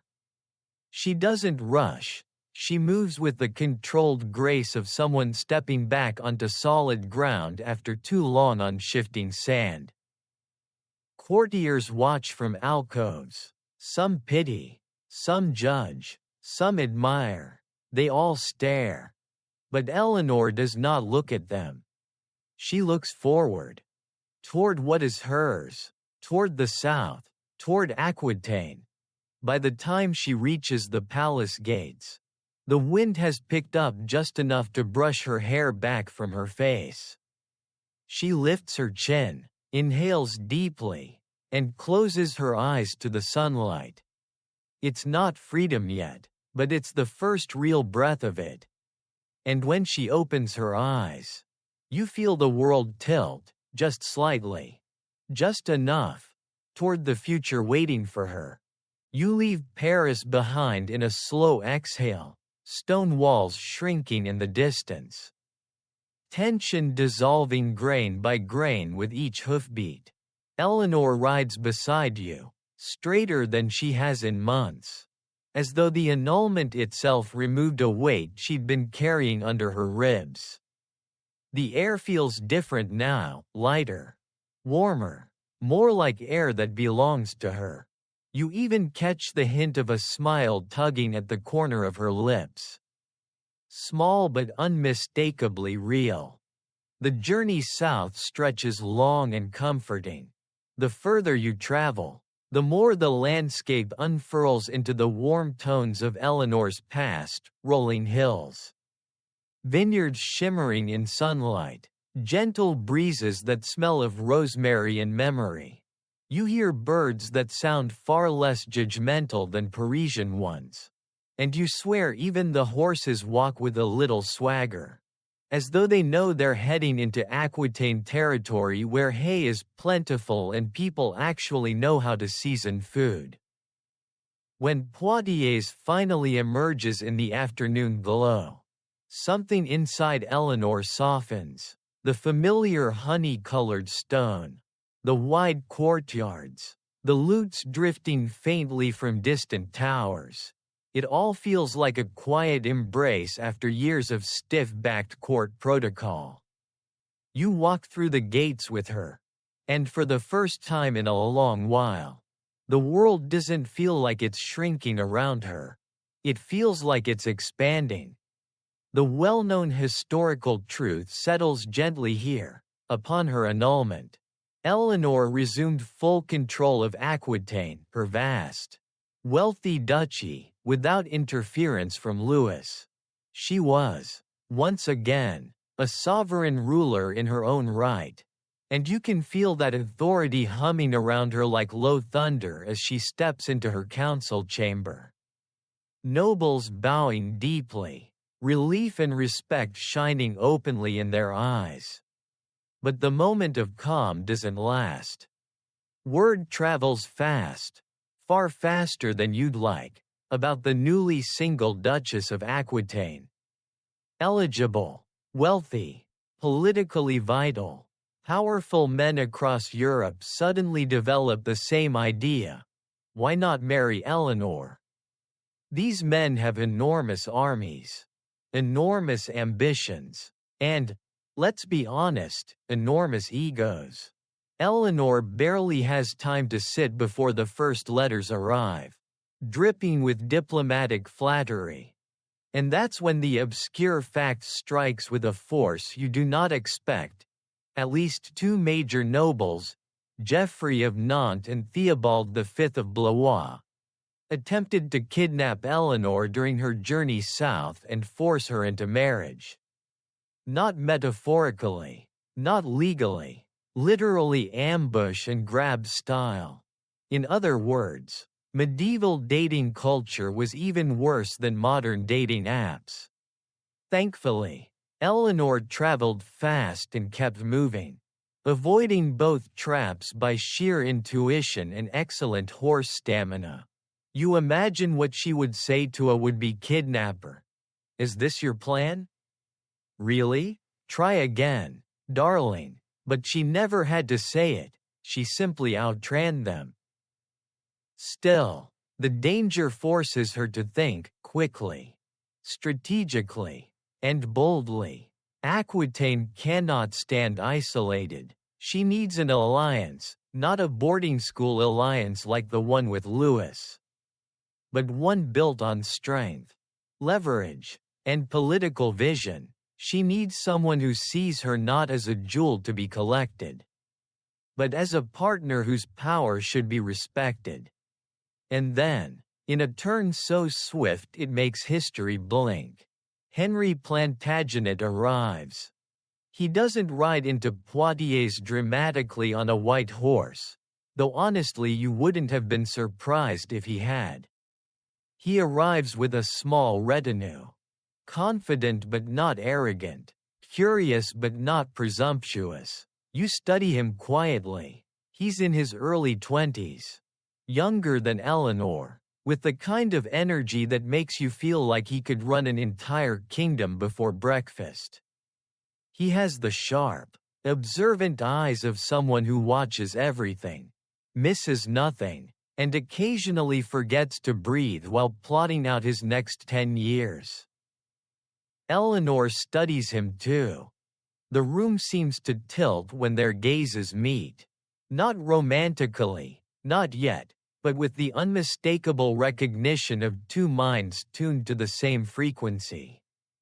He speaks quickly, clearly, intelligently. She responds with equal sharpness.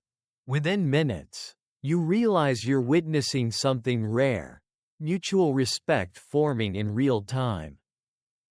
And your well-known historical fact for this chapter. Eleanor and Henry married astonishingly fast, within about 8 weeks of her annulment, and without asking permission from the French crown. The shockwaves from their union would transform Europe. But before the marriage, you witness the conversation that sparks it all. Eleanor paces a long table spread with maps, Aquitaine glowing in gold, Normandy in deep green, Anjou stretching like a bridge between them.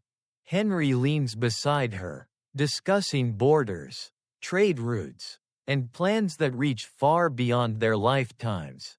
He speaks with the confidence of someone who is absolutely certain he will build an empire if given half a chance.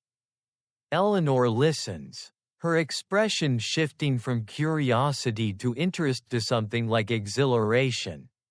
You can almost hear her thoughts. This is a man who plans.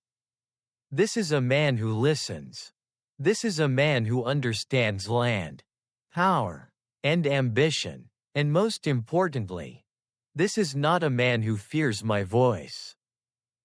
Louis certainly feared it, but Henry? Henry seems to be measuring the exact force of it and smiling.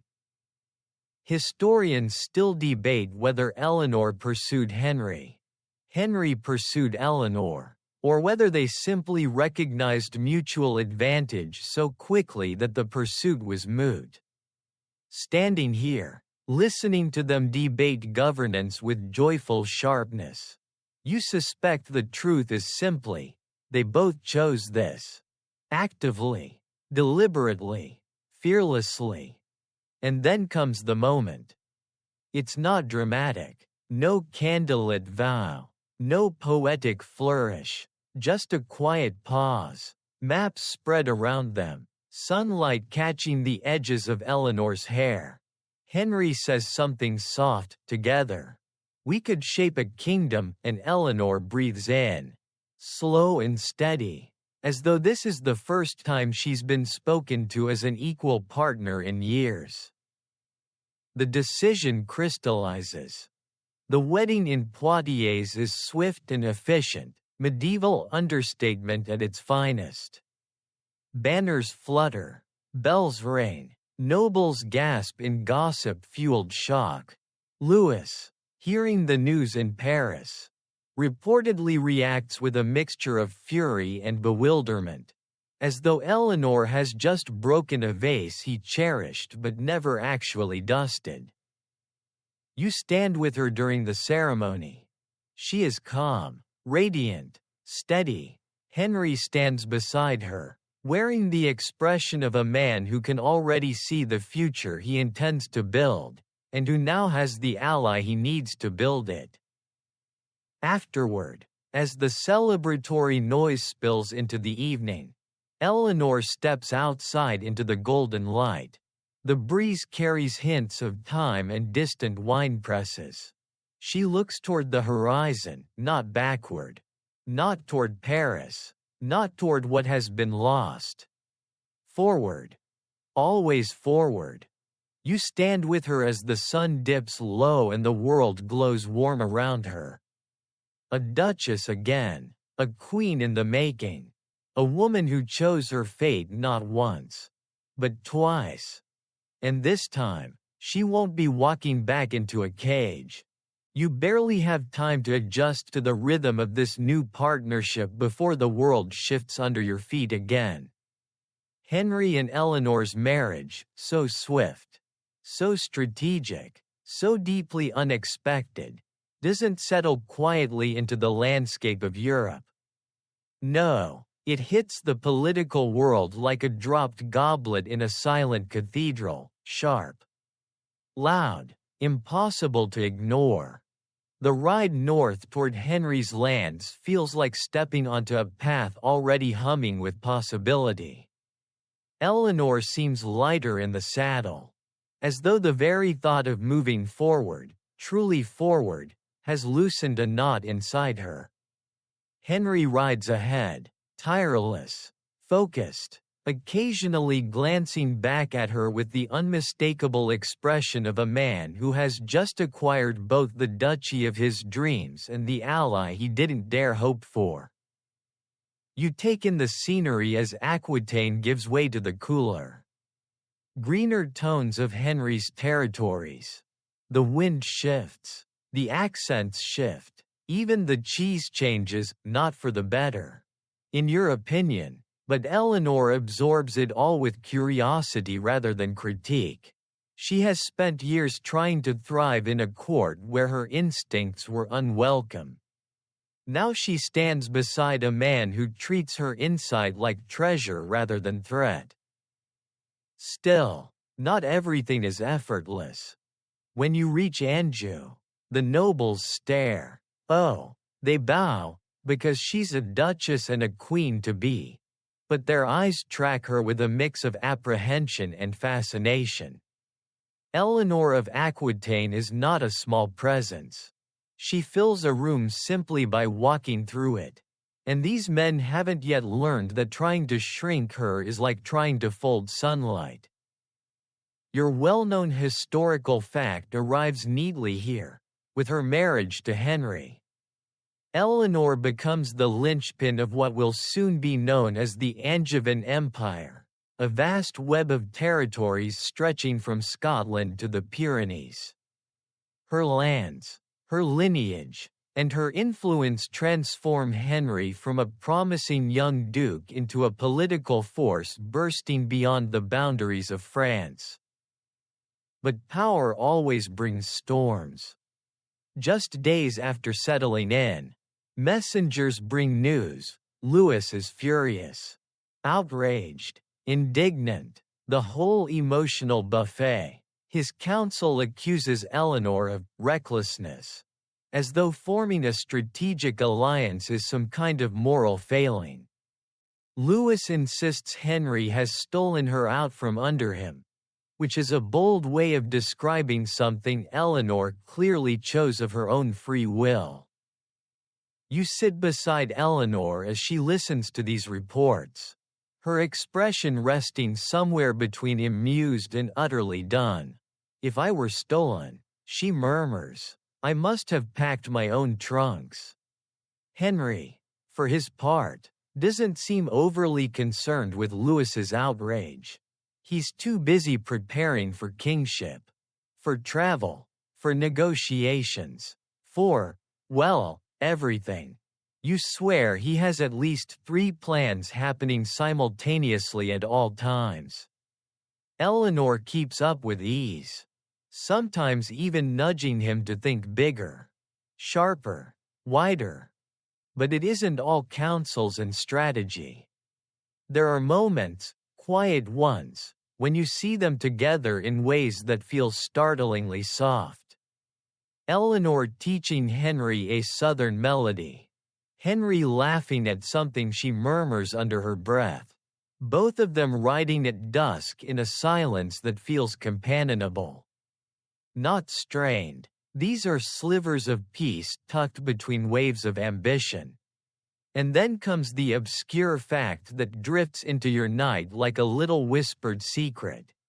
Eleanor introduced the concept of courtly entertainment, poetry, music, intellectual debate, into Henry's household before he became king.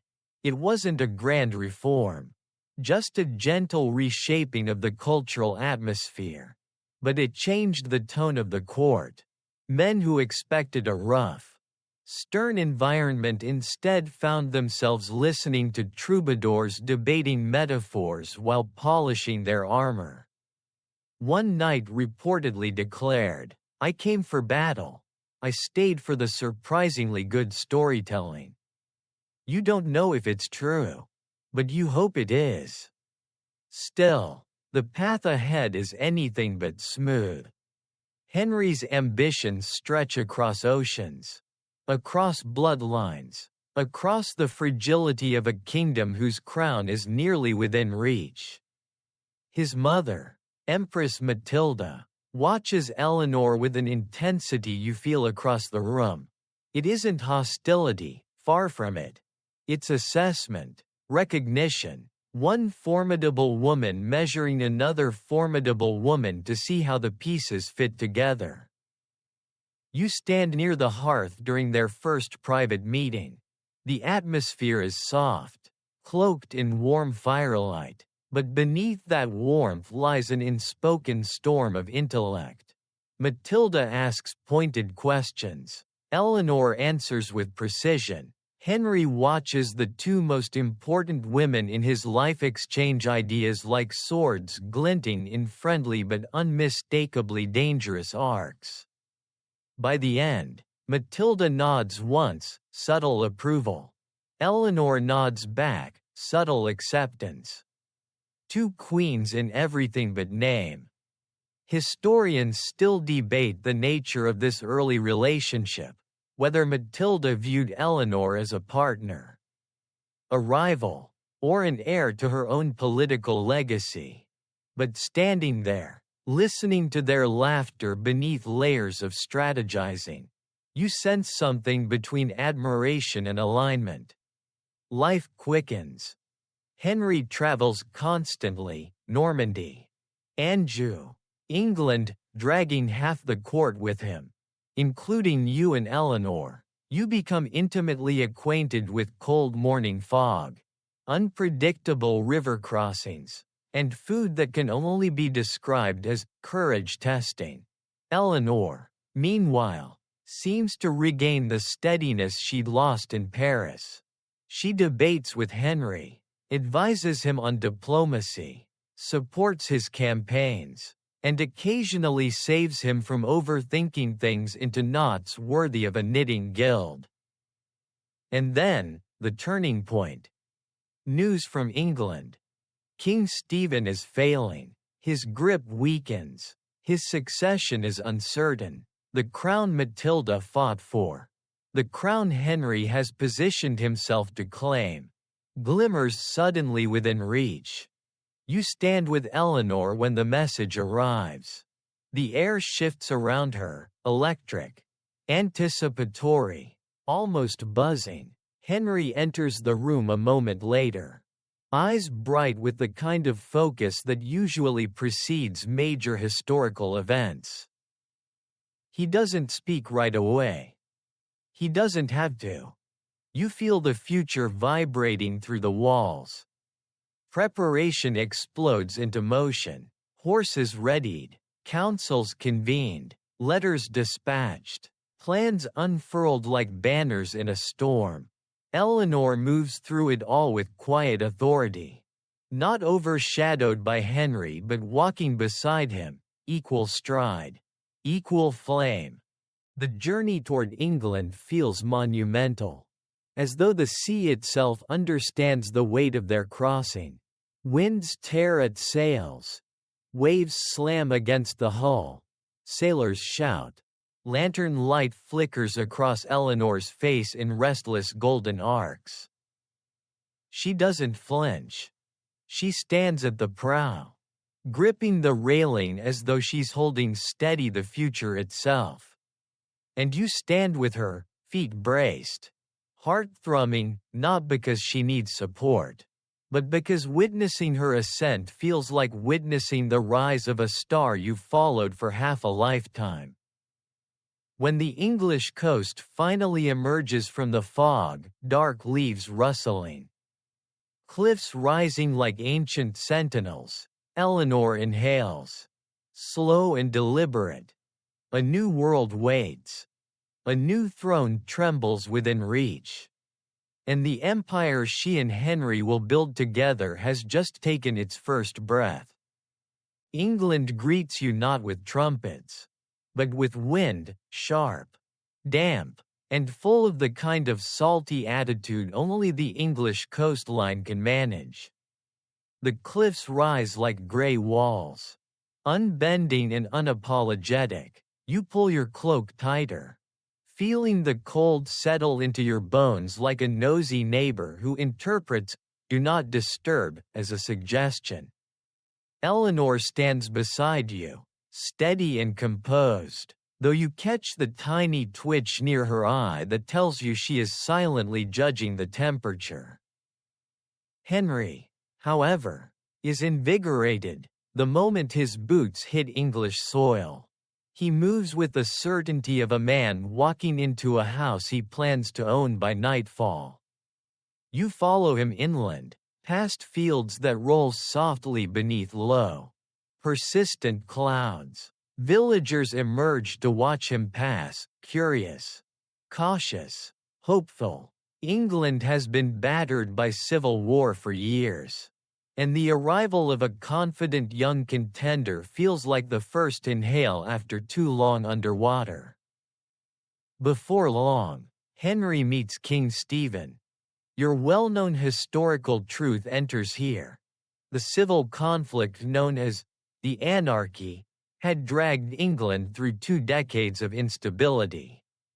Stephen's reign was contested by Henry's mother, Empress Matilda, and although he now holds the crown, Stephen is tired, visibly, soul-deep tired. When you see him greet Henry, there's no hostility, just the weariness of a man ready to let the future shift as long as his son Eustace isn't entirely erased from it. Negotiations begin. Eleanor watches from Henry's side. Quiet but alert, she studies every face, every gesture. Power moves here like a tide, subtle, patient, rising slowly but inevitably. Even the way people look at Henry is changing. Not as a duke, not as the son of a contender. As a king in waiting. Late one night, candles flickering against stone walls. The agreement is reached. The Treaty of Wallingford, though no one calls it that yet, sets the terms. Stephen remains king for the rest of his life. Henry will inherit the throne after him. The room exhales. You do, too. Even Eleanor's shoulders loosen fractionally, though she disguises it by adjusting her sleeve in that elegant, "I am not relieved, I am merely correcting this fold" way. But if Henry is the brain and muscle behind this new phase, Eleanor becomes something more elusive, its center of gravity. Her presence steadies the court. Her authority commands respect. And her understanding of political nuance fills the gaps Henry's relentless forward motion sometimes overlooks. Still, not everyone welcomes her. The English nobility is wary. They've endured years of instability. And the arrival of a brilliant, confident, foreign duchess sends ripples of both awe and anxiety. Some praise her refinement. Some grumble that she's too outspoken. One baron whispers that she intimidates the horses, which Eleanor overhears and quietly files under new reasons to improve local education. You walk with her through these shifting alliances, through halls still echoing with the ghosts of old conflicts. King Stephen's health declines steadily. Tension swells, not violent tension, but the hushed, anticipatory kind that creeps through corridors like a draft. Then, Stephen dies. The crown passes to Henry. England has a new king. And Eleanor becomes Queen of England and Duchess of half of France in a single breath. The coronation takes place in a cathedral that smells of incense, candle wax, and 1,000 whispered hopes. The choir's voices rise like silver smoke. Henry kneels. The crown lowers. You watch him assemble the weight of kingship on his shoulders. And then Eleanor steps forward. The light catches her face. She carries no fear, no hesitation. Only that steady Aquitainian fire she's had since the very beginning. When the crown touches her hair, something inside you settles with the certainty that this moment will echo for centuries. England has not crowned a queen like her before. After the ceremony, the palace bursts into motion. Servants race through corridors. Nobles cluster in heated conversations. Courtiers struggled to decide whether to bow deeper to Henry or Eleanor. You catch one man attempting both at once, nearly folding himself into a human origami disaster. But beneath all the celebration, you sense the deeper shift. The empire forming under Henry and Eleanor isn't just large, it's unprecedented. England, Normandy, Anjou, Aquitaine, territories stitched together not by conquest alone but by strategy, opportunity, and partnership. And yet, with power comes pressure. Henry is tireless. He travels relentlessly, reforms laws, settles disputes, reorganizes finances, hunts down corruption, and occasionally exhausts entire councils simply by entering the room with new ideas. Eleanor keeps pace, not always physically, but intellectually. Her role becomes sharper. Managing regions when Henry is away.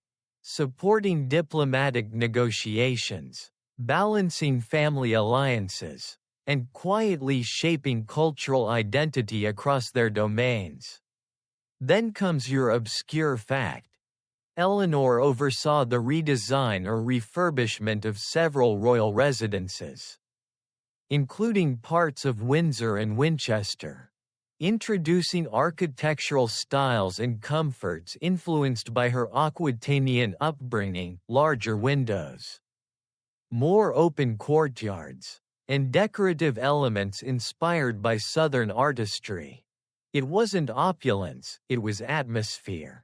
And the English court, accustomed to drafty halls and stone austerity, gradually softened under her touch. But power, like weather, never stays calm for long. Tensions begin to grow, not between Henry and Eleanor. Not yet, but around them. Nobles jostle for influence. Clerics criticize royal reforms.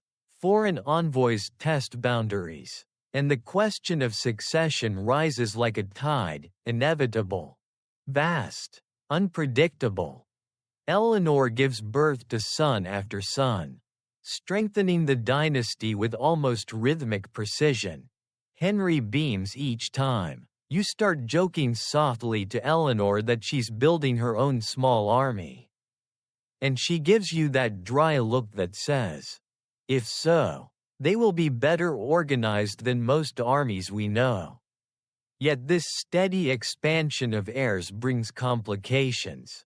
Each boy has a birthright. Each boy has a claim. Each boy, in time, will grow into a force with ambitions sharpened by youth and expectation. And still, peace holds. For now.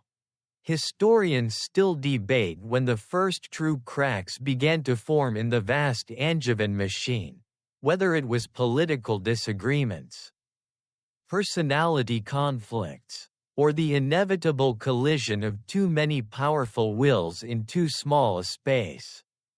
But standing here beside Eleanor as she navigates England's shifting court, you sense the early tremors even if you can't yet name them.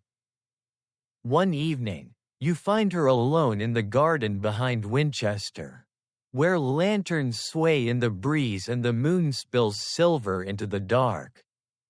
She stands beneath an arch of ivy, the cool air brushing her cheeks. She isn't troubled, not exactly, but contemplative. This land, she murmurs, is different from Aquitaine, harder, colder, but it's ours to shape. And we will shape it. You sit with her on a stone bench, the night humming softly around you. She speaks of her children, young Henry, Matilda, Richard, Geoffrey, and her hopes for them. She speaks of unity, of legacy, of the strange, intricate dance that is ruling alongside a man who dreams as fiercely as Henry. But beneath it all, you sense the quiet truth she doesn't voice. The more an empire grows, the more weight its pillars must bear. Tonight, the empire feels steady. Tomorrow, who knows? But Eleanor rises, steady and luminous, ready to meet whatever comes. And with her, you step back into the palace, aware that the next chapter will test every bond. Every ambition, every fracture waiting beneath the surface. You begin to feel the rhythm of the new empire, the way England, Normandy, Anjou, and Aquitaine hum together like different strings of one instrument. But some strings, even when perfectly tuned, carry a tension that never quite disappears. Henry rules with relentless momentum. A storm of reforms and inspections and campaigns. Eleanor rules with insight, grace, and a steady sense of long-term consequence. Together, you'd think they would form an unstoppable force. But in reality, they are forming sons. And sons, as it turns out, are far less predictable than kingdoms. Young Henry, called the Young King after his ceremonial coronation, glows with charm. Richard grows with sharpness, Geoffrey with cunning, and John with a mixture of entitlement and chaos that makes you wonder if medieval childcare came with warning labels. You follow Eleanor through the halls of Winchester, Rouen, and Poitiers as she grows into her role not just as queen but as mother of a dynasty that will one day test the strength of the world itself. Your well-known historical fact arrives quickly. Eleanor played an enormous administrative role while Henry was away, often acting as regent, overseeing the running of multiple territories, managing vassal obligations, and ensuring the machinery of the empire never stopped turning. Henry trusted her judgment, and more importantly, the empire needed her mind. But the more Henry expands outward, the more Eleanor roots downward, building networks, relationships, cultural foundations. She is the steadying presence while he is the forward force. And for a time this balance works. Until Henry's absences become longer. And longer. And longer. You accompany Eleanor on one of her frequent journeys south to Aquitaine, where she finds energy again in the warm light and rambunctious vassals who still treat her as their sovereign duchess. Music swirls in the halls. Laughter returns to her face. And she walks through Poitiers with the confidence of someone whose voice is not only heard but welcomed. It is here, on these sunlit roads, that you notice her sons beginning to turn into more than children. They are becoming symbols, heirs, rivals, and, occasionally, headaches that not even a queen can soothe with a stern look. Young Henry wants glory, not responsibility, not governance, glory, the kind sung by troubadours. He chafes at having a king's title but no true power. Richard wants Aquitaine, a desire Eleanor watches closely, her mind already imagining the shape of his future. Geoffrey negotiates like a diplomat possessed, charming one minute and ruthless the next. And John, well, John is still small, still soft around the edges. But you sense a storm forming in him, too. One afternoon, in the palace at Poitiers, you watch Eleanor guide Richard through a lesson in governance. He listens intently, chin in hand, eyes sharp. Richard is her child most like her, not in temperament alone, but in instinct, in the way he evaluates every detail and considers the meaning beneath it. You see pride spark in her eyes as he grasps something quickly. You also see her hold back a smile when he boldly insists he would lead troops better than half the nobles currently doing so. She does not disagree. Your obscure historical fact drops softly into the moment. Eleanor established, or at the very least heavily encouraged, the creation of a sophisticated court of culture in Poitiers, where poetry, debate, and discussion thrived. It was said that noblewomen, under her patronage, even presided over courts of love, arbitrating playful disputes about romance and chivalry, whether completely real or partly mythologized. The influence of Eleanor's southern sensibilities reshaped European court culture. But the idyll doesn't last. Word arrives from the north. Henry is negotiating new territories, new treaties, new claims. Eleanor folds the parchment slowly, her expression unreadable. You sense the distance between them widening, not dramatically but inevitably. Like continents drifting apart, Henry's ambitions are limitless, Eleanor's vision is expansive but grounded. And as the empire grows, so too do the tensions within it. One evening, as you and Eleanor walk under a canopy of blooming trees, she says quietly, "Power is simple until people touch it." You're not sure if she means Henry, their sons, or the entire feudal world. Maybe all of them, maybe especially all of them. Henry's return to Aquitaine does little to ease this fracture.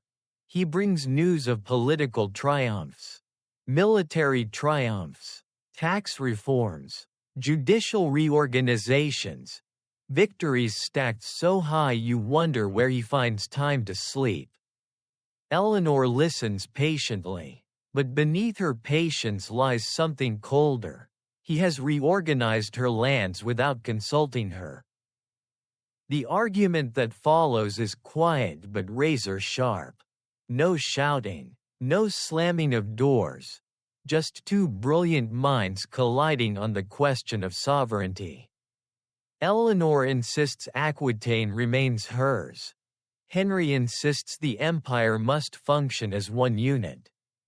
They both make valid points. They both refuse to yield. You stand in the corner, pretending to study a tapestry like a polite attendant while actually absorbing every detail. You can practically feel the heat of their disagreement radiating through the room. And when it ends, it does not end with resolution. It ends with understanding. A dangerous kind of understanding. Historians still debate when exactly Henry and Eleanor's marriage began to break, not fracture. Not crack, but break in the slow, silent way that only powerful partnerships can. Some say it began with his infidelities. Some say with political disagreements. Some say with the children caught between two blazing centers of gravity. But here, standing beside Eleanor in the dim light of the hall, you feel another truth. Two people can love each other and still be moving in opposite directions. And then, like all turning points, it isn't a sword or a battle that shifts the future. It's a letter. Henry summons his sons north. He wants them under his influence. In his courts, in his training, in his orbit. Eleanor reads the message once, then again, and something tightens in her grip. You feel the moment before she speaks it. He means to shape them without me. It is not anger that fills her voice. It's realization. Young Henry, the crowned heir, resents his lack of real authority. Richard resents interference in Aquitaine, his inheritance through her. Geoffrey sees opportunity everywhere and trusts no one fully except his own calculations. And John, the youngest, is Henry's particular favorite. They are growing, choosing sides, testing loyalties. The seeds of conflict are already germinating. That night, Eleanor walks alone through a quiet corridor. Her steps soft against stone. You follow at a respectful distance. She pauses by a window overlooking the moonlit landscape. The empire stretching vast and quiet beneath the sky. I built this with him, she whispers, and one day they will tear it apart. You don't argue. You don't comfort. You simply stand with her, because you know the truth she senses in her bones.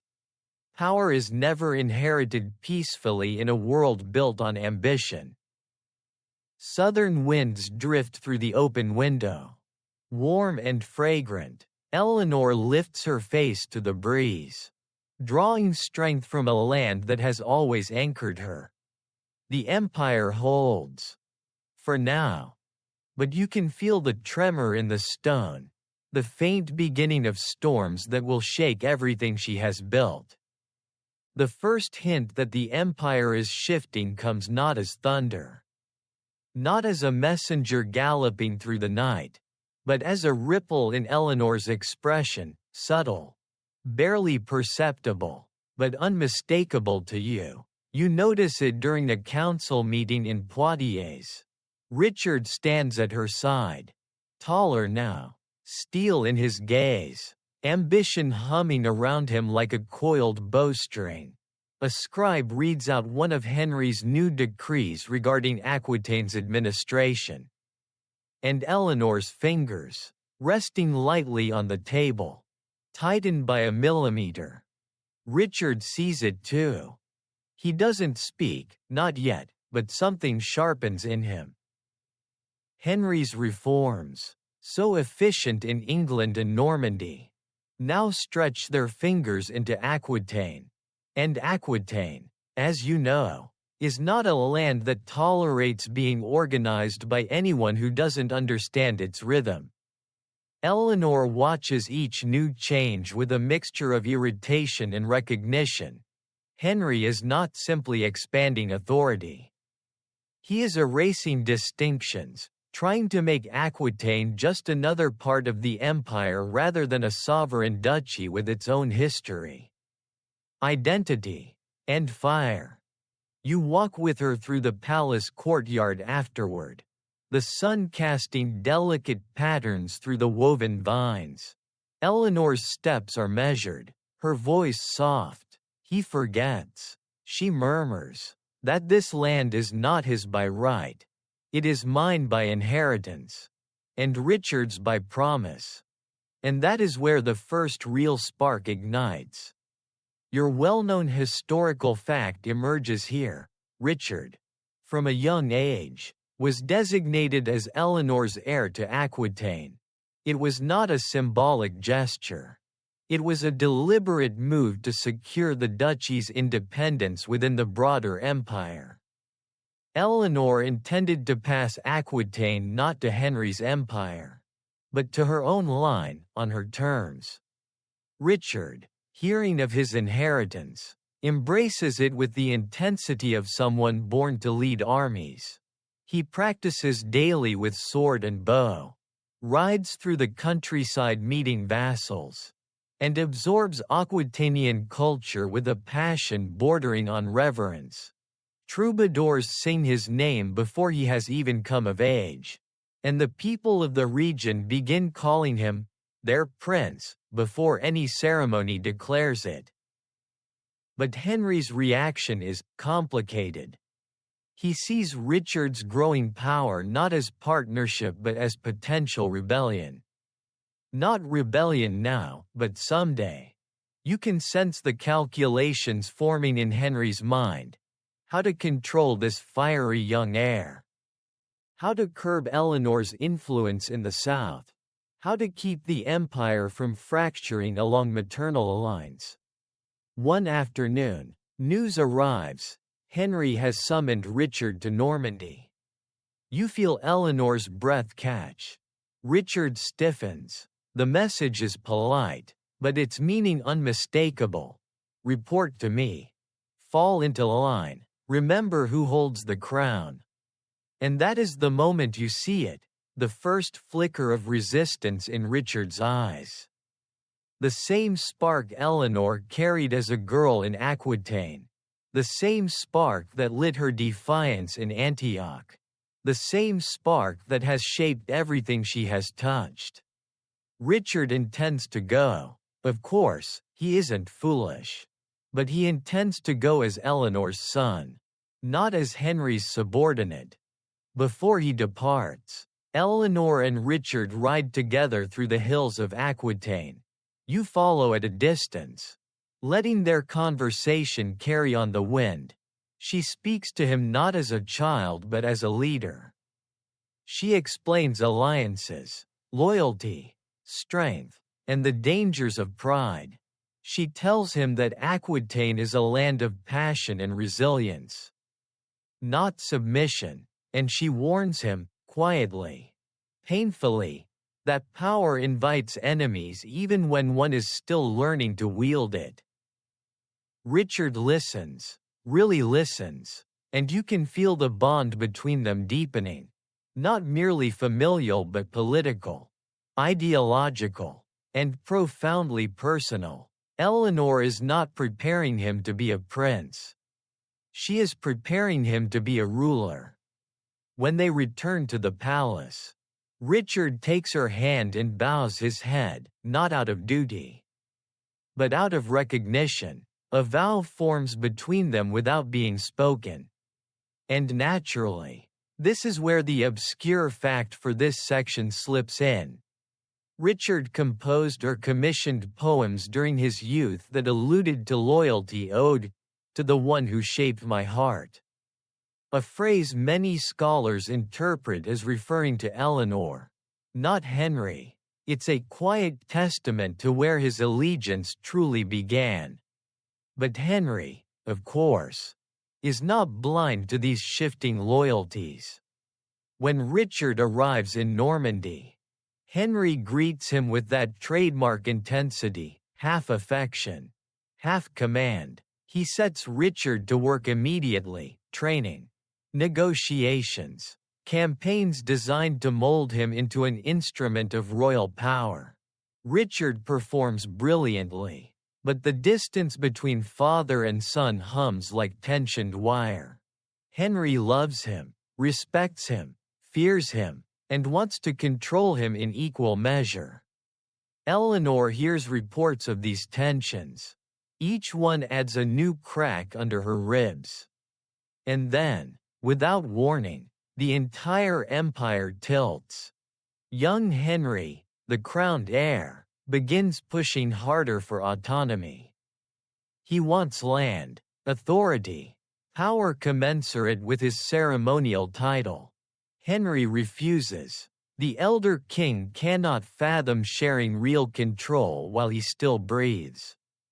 And so the young Henry turns to his brothers, to Richard, to Geoffrey, and eventually, to Eleanor. You witness the moment the spark becomes flame. A letter arrives at Poitiers. Its seal pressed hastily, its tone breathless. Young Henry complains that his father keeps him as a decorative king with no true authority. Richard and Geoffrey echo similar frustrations. And quietly, embedded like a seed, lies the question: will you, our mother, support us? You sit beside Eleanor as she reads. Her face remains composed, but you feel the ripple inside her, a sudden unfolding of truth she has sensed for years. Henry has raised sons as ambitious as himself, but he refuses to share the reins of power. And they have turned not to him for guidance, but to her. You see it clearly. The future is choosing its sides. That evening, Eleanor stands at a balcony overlooking the fading Aquitanian light. You stand beside her, listening to the soft hum of night insects, the distant call of a lyre, the whisper of new storms gathering. She speaks at last, her voice quiet but unwavering. They are his sons. Yes, but they are also mine. And they will not be controlled forever. It's not yet rebellion. Not openly. Not fully. But it is the decision to act, first in heart, then in history. Historians still debate whether Eleanor directly encouraged her sons to revolt against Henry or whether she merely refused to stop the inevitable. But standing here, beside her, you sense the nuance. She does not want upheaval. She wants balance. She wants recognition. She wants her sons to have the authority they were promised. And above all, she wants Aquitaine to remain hers, not swallowed by an empire that no longer listens. The wind shifts that night, warm, insistent, carrying the scent of change. You feel it. So does she. The empire is still standing. Yes. But for the first time, it is trembling. You feel the moment the simmering becomes a boil, not through a fanfare or war cry, But through a series of letters arriving so quickly the couriers look perpetually alarmed. One arrives with Richard's firm handwriting, another with Geoffrey's precise script, another with the young king's impatient flourish. They all carry the same undertone: "We're done waiting." Eleanor reads each one silently, her breathing even, her posture still, but you catch the way she presses one thumb into her other palm. Slowly, rhythmically, the smallest sign of the storm tightening inside her. She knows what they're asking. She knows what this means.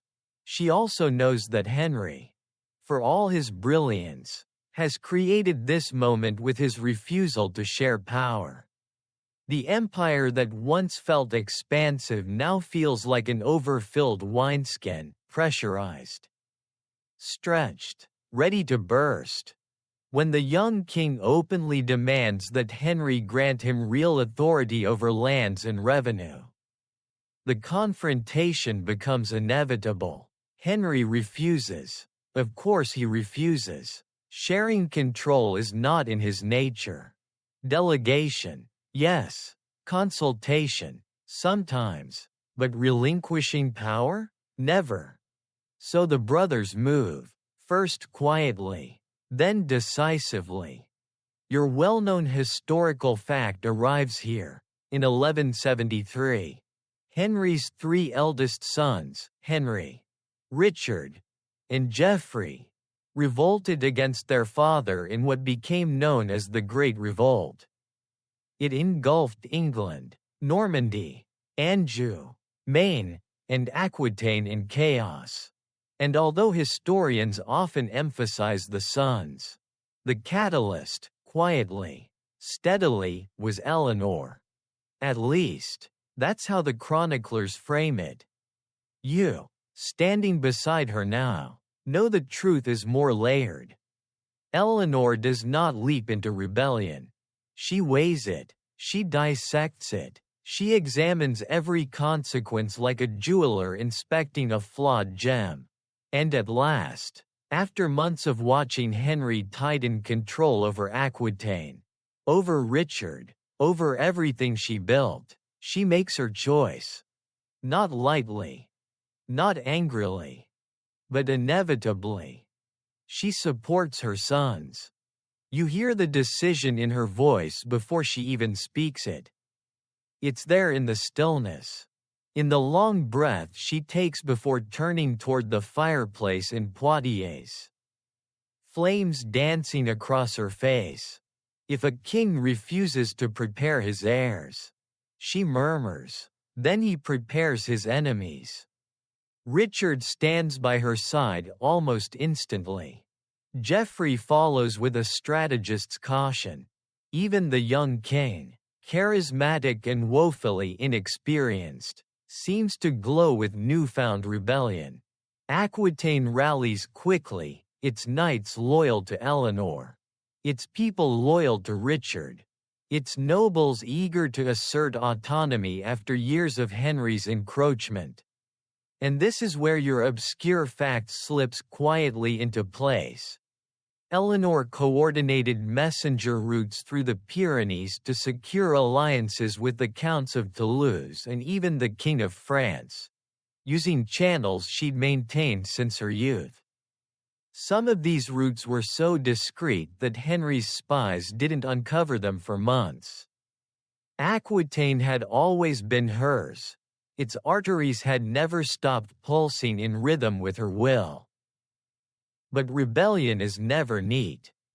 And Henry is not a man who crumbles. When he learns his sons have revolted, and that Eleanor is supporting them, he does not rage. He does not panic. He becomes cold, focused, terrifyingly efficient, the kind of quiet that fills the world before lightning strikes. Armies move, factions declare loyalty, castles fortify, messengers gallop until their horses stagger. And across all this, the truth becomes unmistakable. The empire is tearing itself apart from within. You travel with Eleanor as she attempts to coordinate resistance.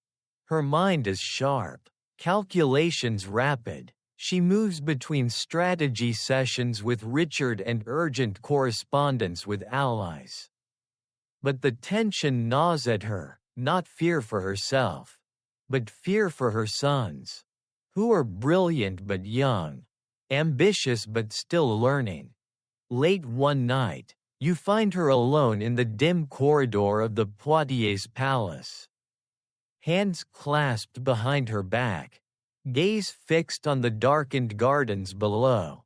When she finally speaks, it's a soft, fragile whisper. I taught them strength. I did not mean to teach them division.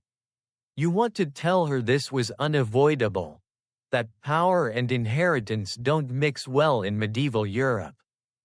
That sons raised to rule will inevitably collide. But you stay silent. She already knows. The first victories are promising. Richard secures portions of Aquitaine. Geoffrey gains support in Brittany.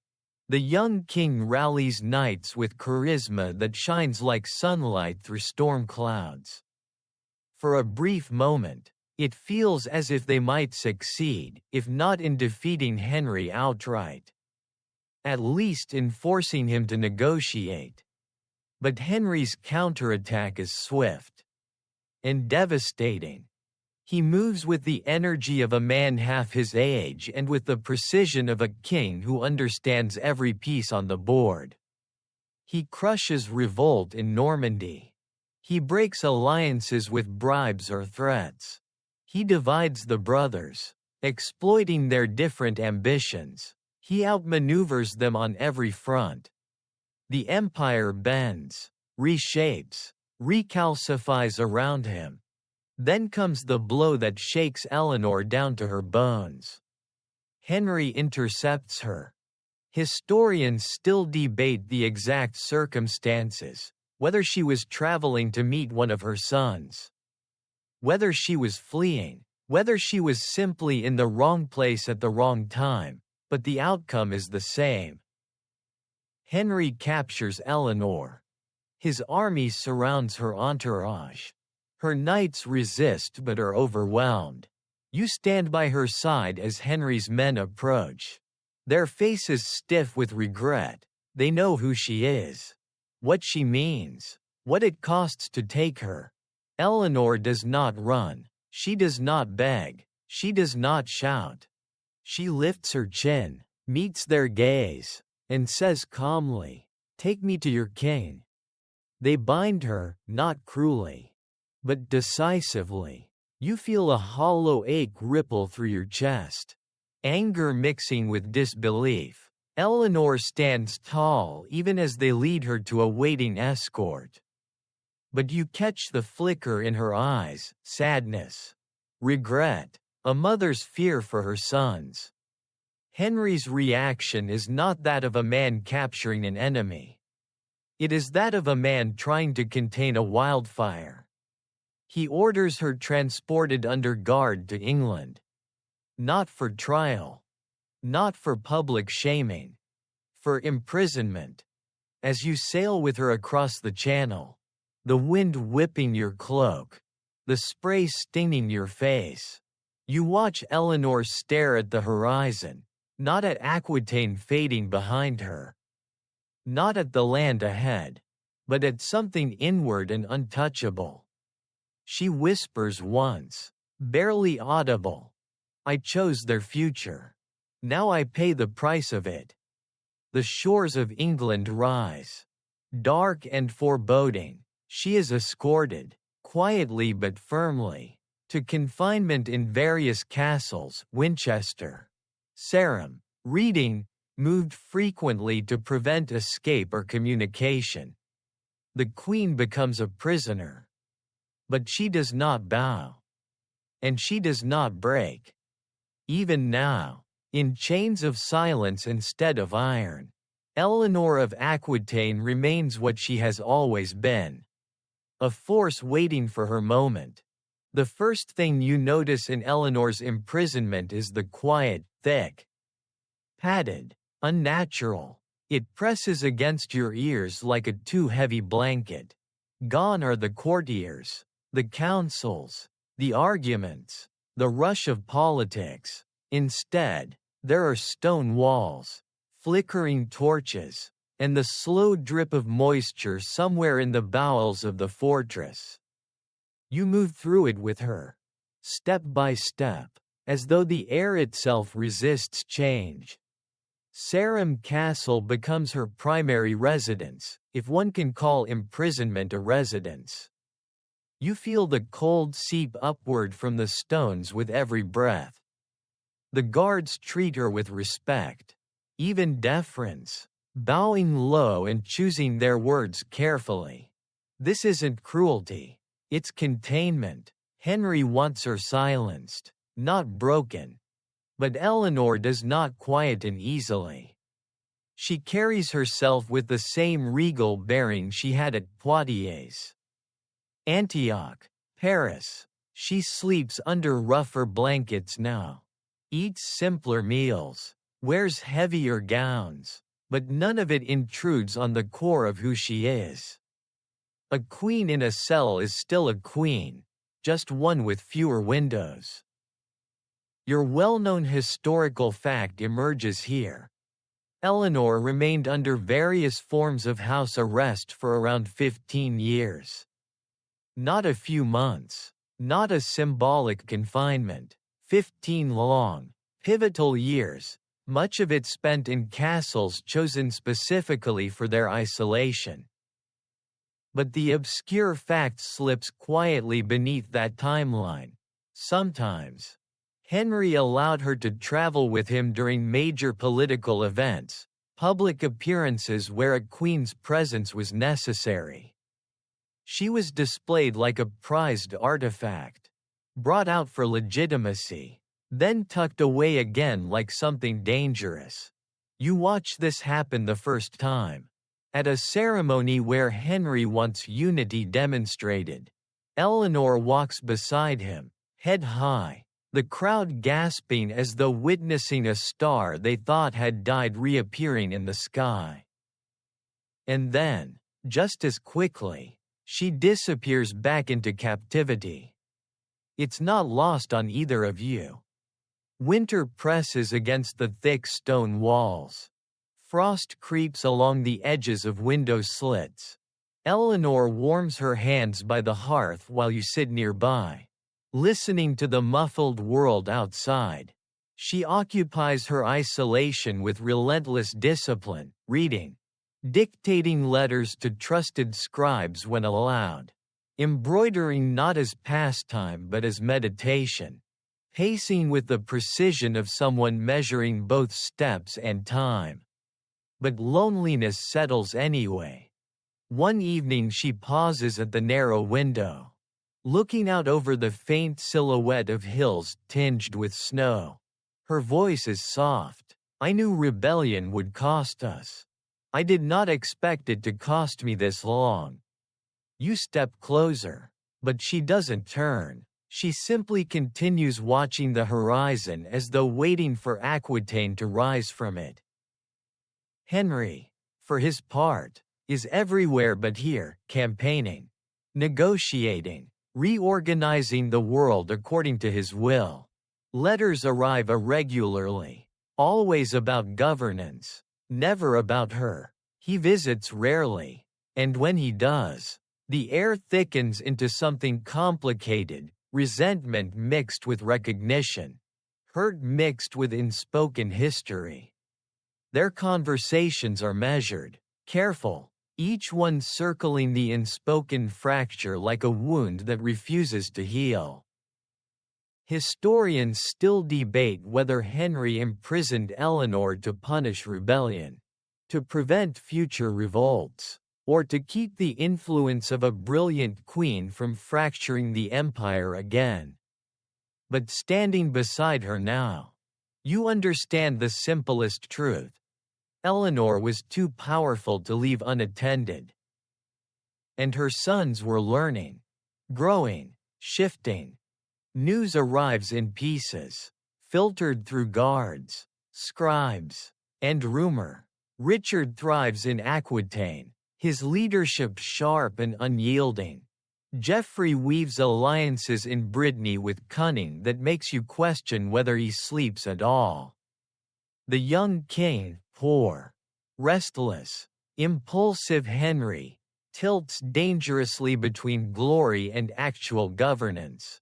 And John, youngest of them, hovers at the edges, observing everything with those watchful eyes that will one day haunt entire generations. A year passes, then 5, then more. Eleanor ages, but she does not fade. She begins to use her isolation as a vantage point. She listens, she absorbs, she strategizes in silence. She measures Henry's decisions against their impact on her sons. She learns where the empire thins, where it strengthens, where it might fracture again. She becomes, in her confinement, a quieter kind of storm. Then the world shakes. News arrives, breathless, staggering, that the young king has fallen ill. Gravely, terminally, the messenger's voice cracks as he reads the letter. Eleanor closes her eyes, and something in the room collapses, sound, warmth, breath. Henry refuses at first to let her go. You feel her heartbreak coil inside her like a fist. But then, at the insistence of bishops, nobles, perhaps even Henry's own conscience, he relents, too late. The young king dies before she reaches him. She receives the news halfway through the journey, her escort stopping at a roadside monastery. The sky hangs low with rain. Eleanor stares at the wet earth. Silent, utterly still. You kneel beside her, unsure whether to speak, until she whispers, "He was a child made to carry a crown before he learned to carry himself." Grief wraps her like a cloak, heavy and sorrow-soaked, but she does not crumble. She gathers herself, wipes her eyes, and continues the journey, not to see her son, but to face the new shape of the world without him. When she returns to confinement, she moves with a quieter step, but with a stronger gaze. Something in her has crystallized, mourning sharpened into resolve. Years pass like cold winds. But the empire begins to shift again, not because of Henry. Not because of the nobles, but because of Richard. He rises. He grows. He becomes the axis around which power starts to turn. His victories multiply. His reputation spreads. His loyalty to Eleanor strengthens into something almost mythic. He refuses to let Aquitaine be forgotten. He refuses to let his mother's legacy dissolve in a castle cell. And Henry feels it.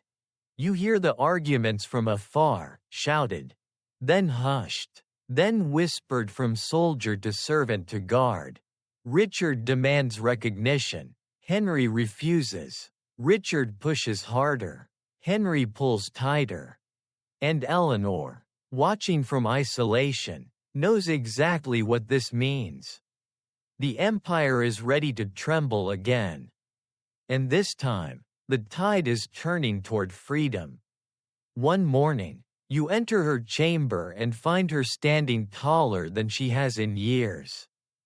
A guard arrives minutes later. Bowing deeply, his voice shakes. The king has ordered a release. For a heartbeat, the room freezes. The fire crackles. Eleanor does not breathe. Then the words fully land. Henry has lost control of Richard. The world is shifting. Eleanor is needed again, not as a prisoner, not as a symbol, but as a force. She steps forward, and the light hits her face in a way you haven't seen since Poitiers, alive. Sharpened, unbroken. Her moment has returned. and you feel history inhale. The door opens not with triumph, but with quiet ceremony, guards stepping aside, sunlight pushing into the dimness like a timid guest. Eleanor stands motionless as the news settles around her. Freedom. Not symbolic, not conditional, not temporary. Actual movement. Air without walls. Choice without chains. You watch her inhale, slow and steady, like someone testing the weight of a dream to see if it breaks. Then she steps forward. The guards bow, and for the first time in more than a decade, you walk with her into open air. Sarim's courtyard looks strangely smaller now. Perhaps because she has grown larger inside her confinement, not physically. But in the depth of her resolve, the wind brushes her hair, lifting a few silver strands. She closes her eyes, just for a second, letting the world touch her again. Word travels fast. The Queen is free. Freedom triggered not by mercy, but by Henry's desperation. Richard's rebellion in the southwest is spiraling beyond Henry's control. He needs Eleanor, not as a prisoner to neutralize, but as a stabilizer, a diplomat, a mother whose influence can shape armies without lifting a sword. It's almost poetic, or ironic, or both. Medieval politics loves a dramatic twist. Your well-known historical fact emerges here. Upon her release in 1189, Eleanor immediately took on the role of political mediator, administrator, and peacekeeper. Actions that shaped the final years of Henry's reign and the early years of Richard's. As you travel south with her, you sense the shift in the air. Soldiers stiffen into attention. Villagers gasp, and nobles bow almost too deeply, as if trying to compensate for years of forced absence. Eleanor says nothing, but you catch the faintest curve at the corner of her mouth. Recognition, even after captivity, is a satisfying thing. Traveling with her is different now. She carries no bitterness, no outward resentment, only purpose. She moves with a quiet authority that makes even the horses behave better. Once, as a gust of wind nearly knocks a squire off balance, she comments softly, "I suppose the kingdom is as out of practice as I am." You whisper back, "You never forgot how to rule." She doesn't deny it.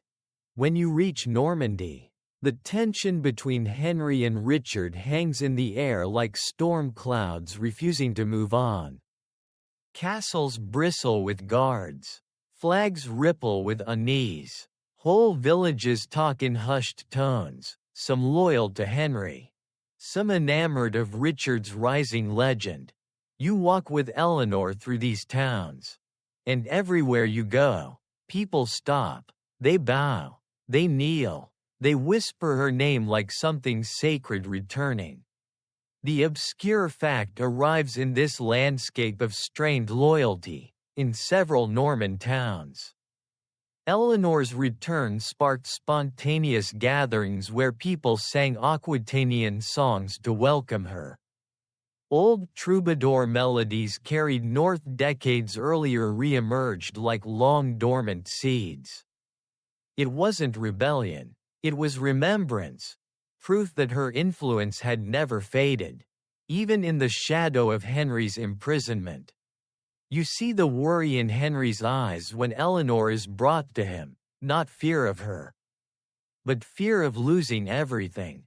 His face is gaunt now, the weight of years and rebellion carving shadows under his eyes.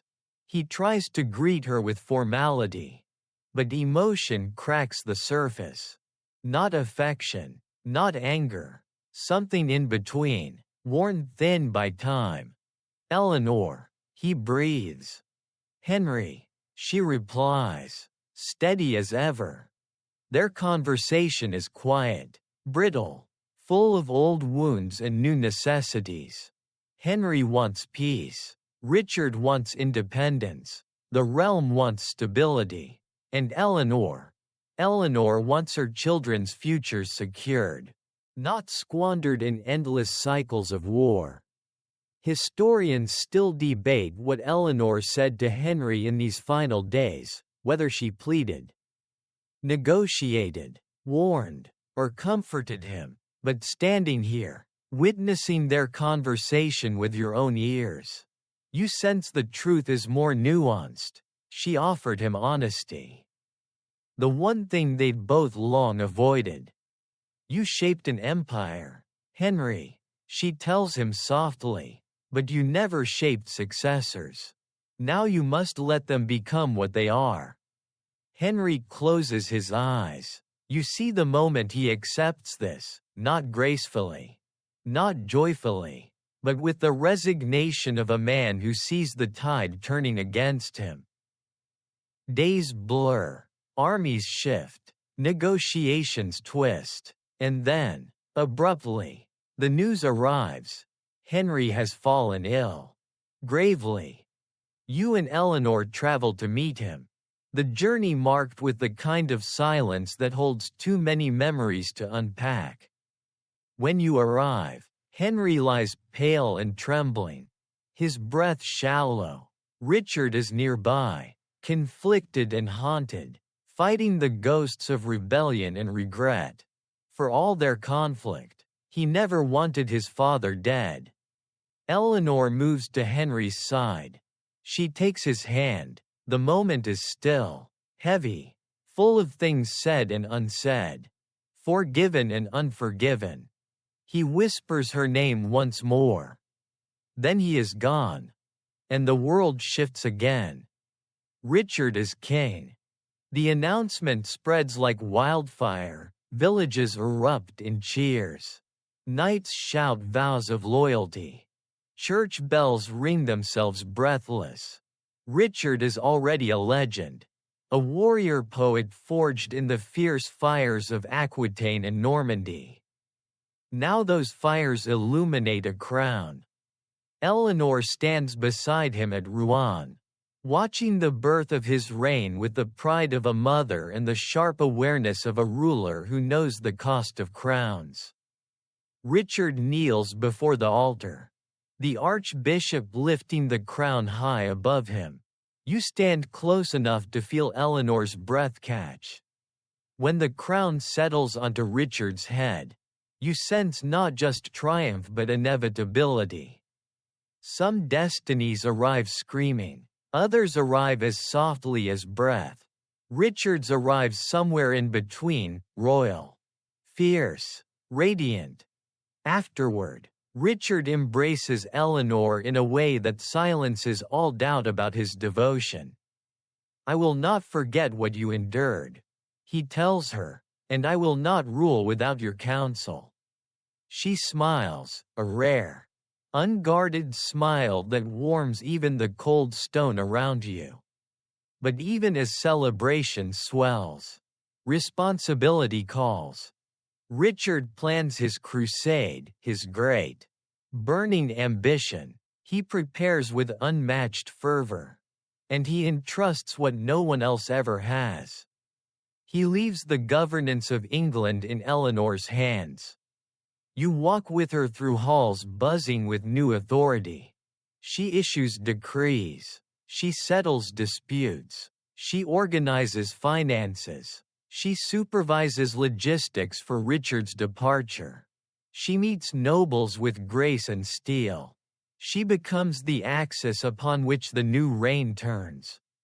And yet, as she writes a letter late one night, candlelight flickering against her face, she murmurs to you, I have lived many lives. Now begins another. Beyond the window, the world breathes, newly crowned, newly shaken, newly hopeful. And at its center, Eleanor stands once again not as prisoner, not as symbol, but as the matriarch of an empire stretching from the cold fields of England to the sunlit courts of Aquitaine. Her moment has returned. And so has her power. Richard's coronation globe barely has time to settle before the world starts pulling at him from all directions. Crusade fever surges across Europe, knights sharpening swords, priests chanting calls to holy duty, nobles competing to see whose mustache looks the most heroic in anticipation of battle. Richard, unsurprisingly, basks in the momentum. He was born for action, for spectacle, for the kind of grand, glittering danger that sends troubadours scrambling for fresh parchment. You, meanwhile, stay beside Eleanor as she navigates the aftermath. Richard may be king, but she is the stabilizing force holding the kingdom in place while he prepares to chase glory across continents. Your well-known historical fact arrives early, before departing on the Third Crusade. Richard entrusted Eleanor with the governance of England, Normandy, and much of his affairs, a gesture of profound trust.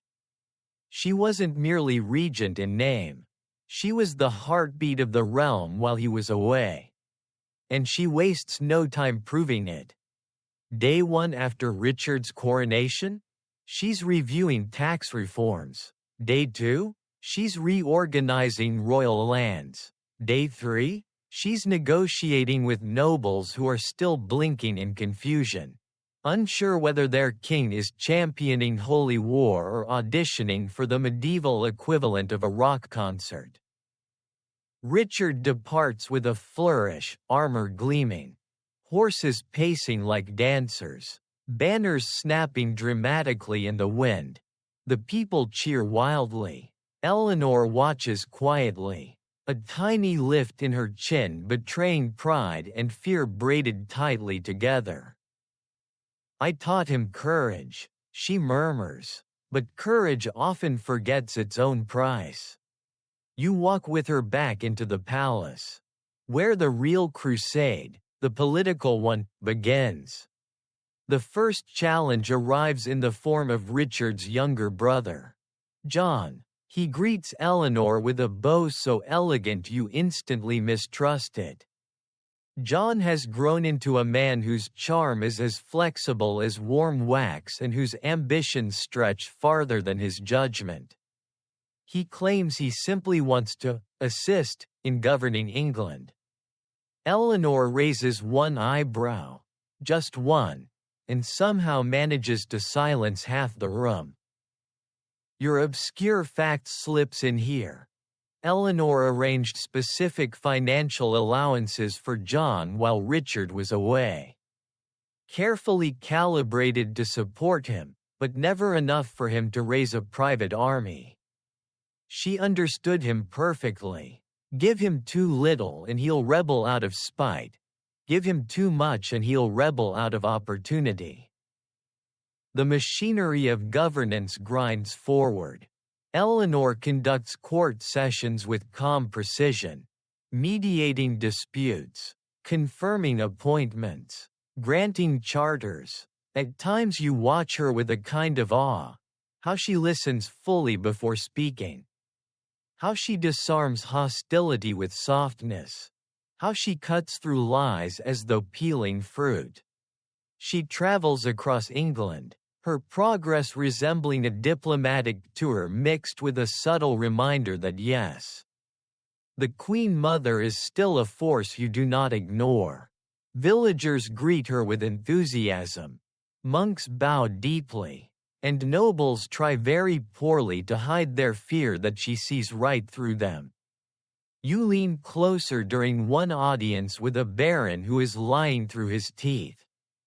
And Eleanor whispers. His left eyebrow twitched. A terrible tell. How does one rule with eyebrows like that?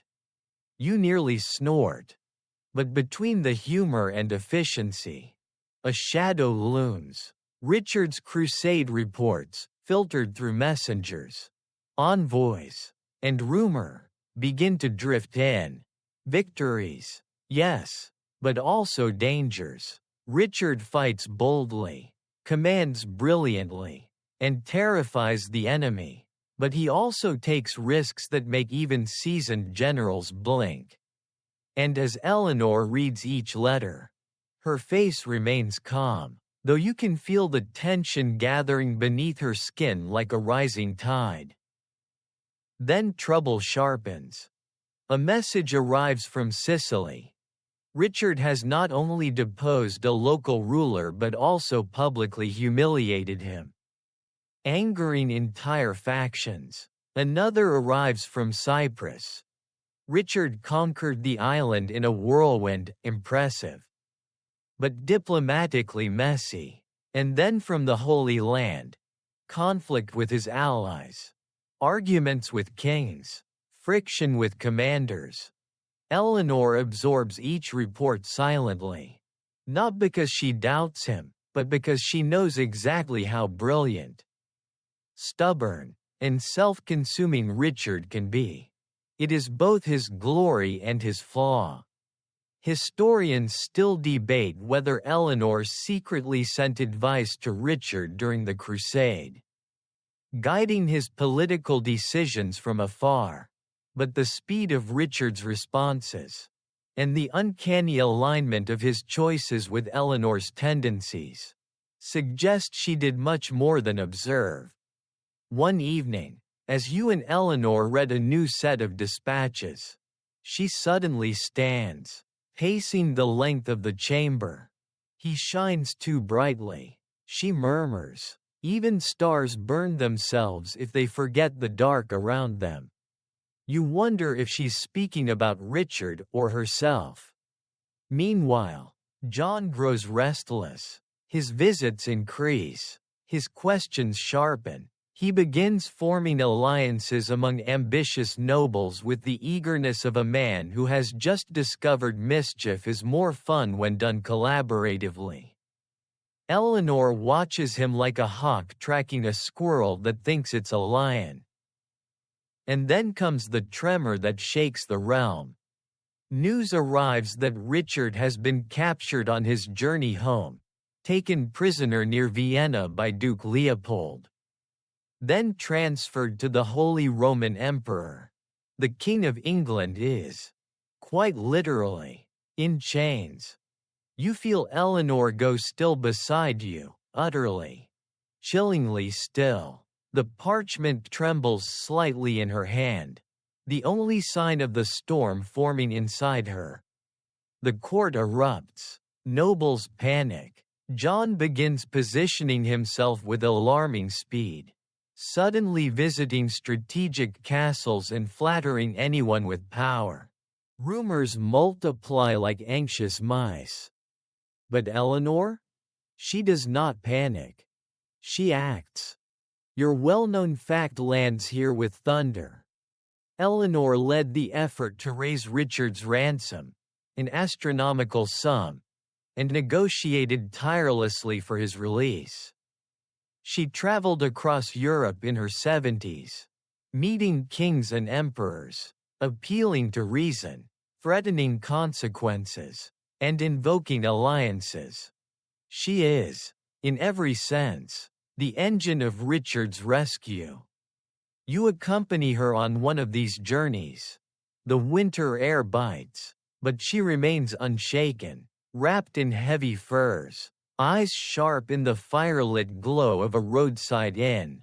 Envoys come and go, bowing repeatedly, stumbling over their excuses for delays. Eleanor listens to all of them, nods once, then cuts through the nonsense with exquisite politeness. She does not raise her voice. She does not plead. She simply moves the world. At one audience with the emperor's representatives, she says softly, "Holding a king is dangerous. Holding a mother's heart in your hands is far more so." Even the guards swallow hard. Your obscure fact fits perfectly here. Eleanor personally carried portions of the ransom across treacherous terrain, gold packed into chests too heavy for the mules. Chroniclers mention witnessing her inspecting the coins herself, ensuring not a single piece was missing. You walk beside her as she navigates diplomacy, treachery, winter storms, and exhaustion, and yet she never falters. Not once. At last, after endless negotiation, the emperor agrees. Richard will be freed upon payment. You're there when the news reaches her. She closes her eyes. The breath she releases is not relief. It is triumph. As you prepare to bring Richard home, Eleanor stands at the head of the entourage, her posture tall, her cloak whipping in the wind, her voice steady as she gives final instructions. She has spent a lifetime navigating kings. Now she brings one home. And through it all, you understand, even in her 70s, Eleanor is not fading. She is rising, again. You expect Richard's return to be triumphant, a blaze of banners, a roar of cheering crowds, a golden-haired king riding home in slow-motion glory like a medieval action hero. But instead, it feels quieter, more human, more like a breath released after being held too long. It takes time for the official release to unfold. Negotiations conclude, payments shift across borders, promises are inked and sealed. And then, one morning thick with winter fog, a messenger arrives at Eleanor's camp with a simple nod. It is done. He is coming. Eleanor closes her eyes, and something in the air loosens, as if the whole kingdom has been holding itself too tightly and now lets itself sag a little in relief. When Richard finally steps off the ship in England, the crowd does erupt, eventually. But the first sound you hear is Eleanor's breath, soft and shaky, held between pride and sorrow and something too deep for words. You stand beside her as he walks toward her, taller than before. Scarred, hardened in ways crusades carve into men. But when he sees her, every battle line softens. He bows his head. She touches his face with both hands. And the world around them, all noise and chaos and history, falls away for a heartbeat. Your well-known historical fact arrives right here. Eleanor and Richard's reunion in 1194 became one of the most famous mother-son political partnerships of the Middle Ages. She guided his kingship, secured alliances, and grounded his fiery temperament, becoming, once again, the stabilizing force behind a warrior king. But celebrations cannot last, not in this empire. Richard returns to a kingdom bubbling with tension. John's ambitions have grown bold in his absence.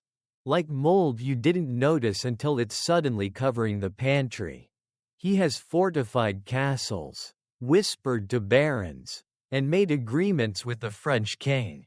And now he greets Richard with a smile so polite it might as well be a confession. Eleanor watches John with the sharpness of a hawk who has just spotted movement in the grass. She says nothing. She doesn't need to. Silence, in her hands, becomes its own kind of blade. Over the next weeks, Richard moves quickly. He forgives John publicly, because chaos thrives on conflict. And Richard prefers to manage his brothers with spectacle. Not with quiet grudges, but Eleanor watches every gesture, every shift in posture, every glance John aims at the crown. John, for his part, continues to bow deeply, too deeply, suspiciously deeply. You whispered to Eleanor one evening, He bows like a man trying to hide his guilt in the floor tiles. She hides a smile behind her hand. But before domestic conflicts can escalate, Richard makes a decision that shifts the entire world again. He will fight to reclaim the territories France has seized. War calls him, and, as always, Richard answers. You accompany Eleanor as she manages England in his absence yet again. This time she moves through the realm with the confidence of a monarch and the wisdom of someone who has lived more than one lifetime. She travels from cathedral towns to coastal ports, ensuring taxes are collected, garrisons supplied, and barons discouraged from experimenting with rebellion. Your obscure fact emerges quietly here. Eleanor introduced a system of rotating administrative counselors, trusted officials who reported directly to her. Bypassing traditional noble channels, it wasn't widely recorded, but local documents in several shires show sudden bursts of efficient governance during Richard's reign. That's Eleanor's handwriting, even if history didn't label it as such. Still, the empire's stability remains precarious. Richard's campaigns demand money, an endless river of money, so Eleanor manages special levies, negotiates loans, persuades merchants, even sells off portions of royal forest rights. England grumbles, but it obeys, mostly. The few barons who attempt resistance quickly discover that an elderly queen with a steel will is far more terrifying than any tax collector. But then illness slithers across the continent like a shadow. It starts as a whisper.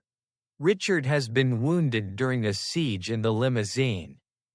You feel the warning tighten Eleanor's breath. Then another message. The wound is infected. Eleanor grows still, and then the final, brutal truth arrives like a stone dropped into a quiet lake. Richard is dying. There are no delays. There is no hesitation. You travel with Eleanor, faster than age should allow. Faster than any queen is expected to move. She rides through the hills of Aquitaine with the desperation of a mother outrunning fate.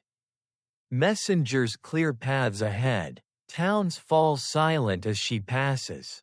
Even the horses seem to sense the urgency. Historians still debate how much distance she covered in those final days. Some claiming she rode nearly non-stop for over 100 miles. But you were there.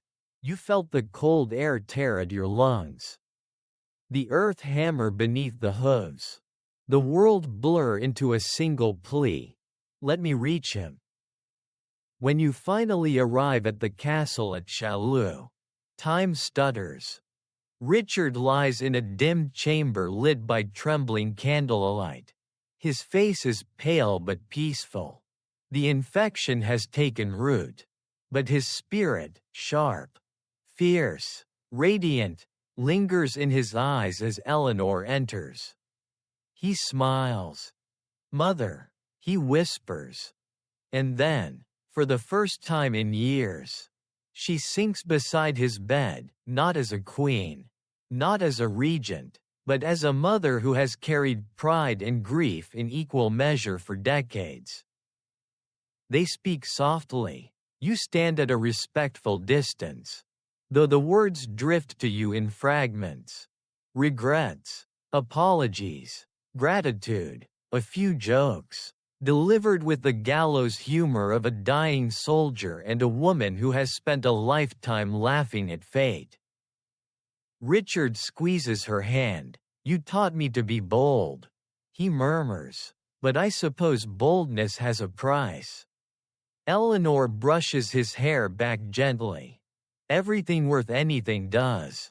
He smiles again, faint, wry, familiar.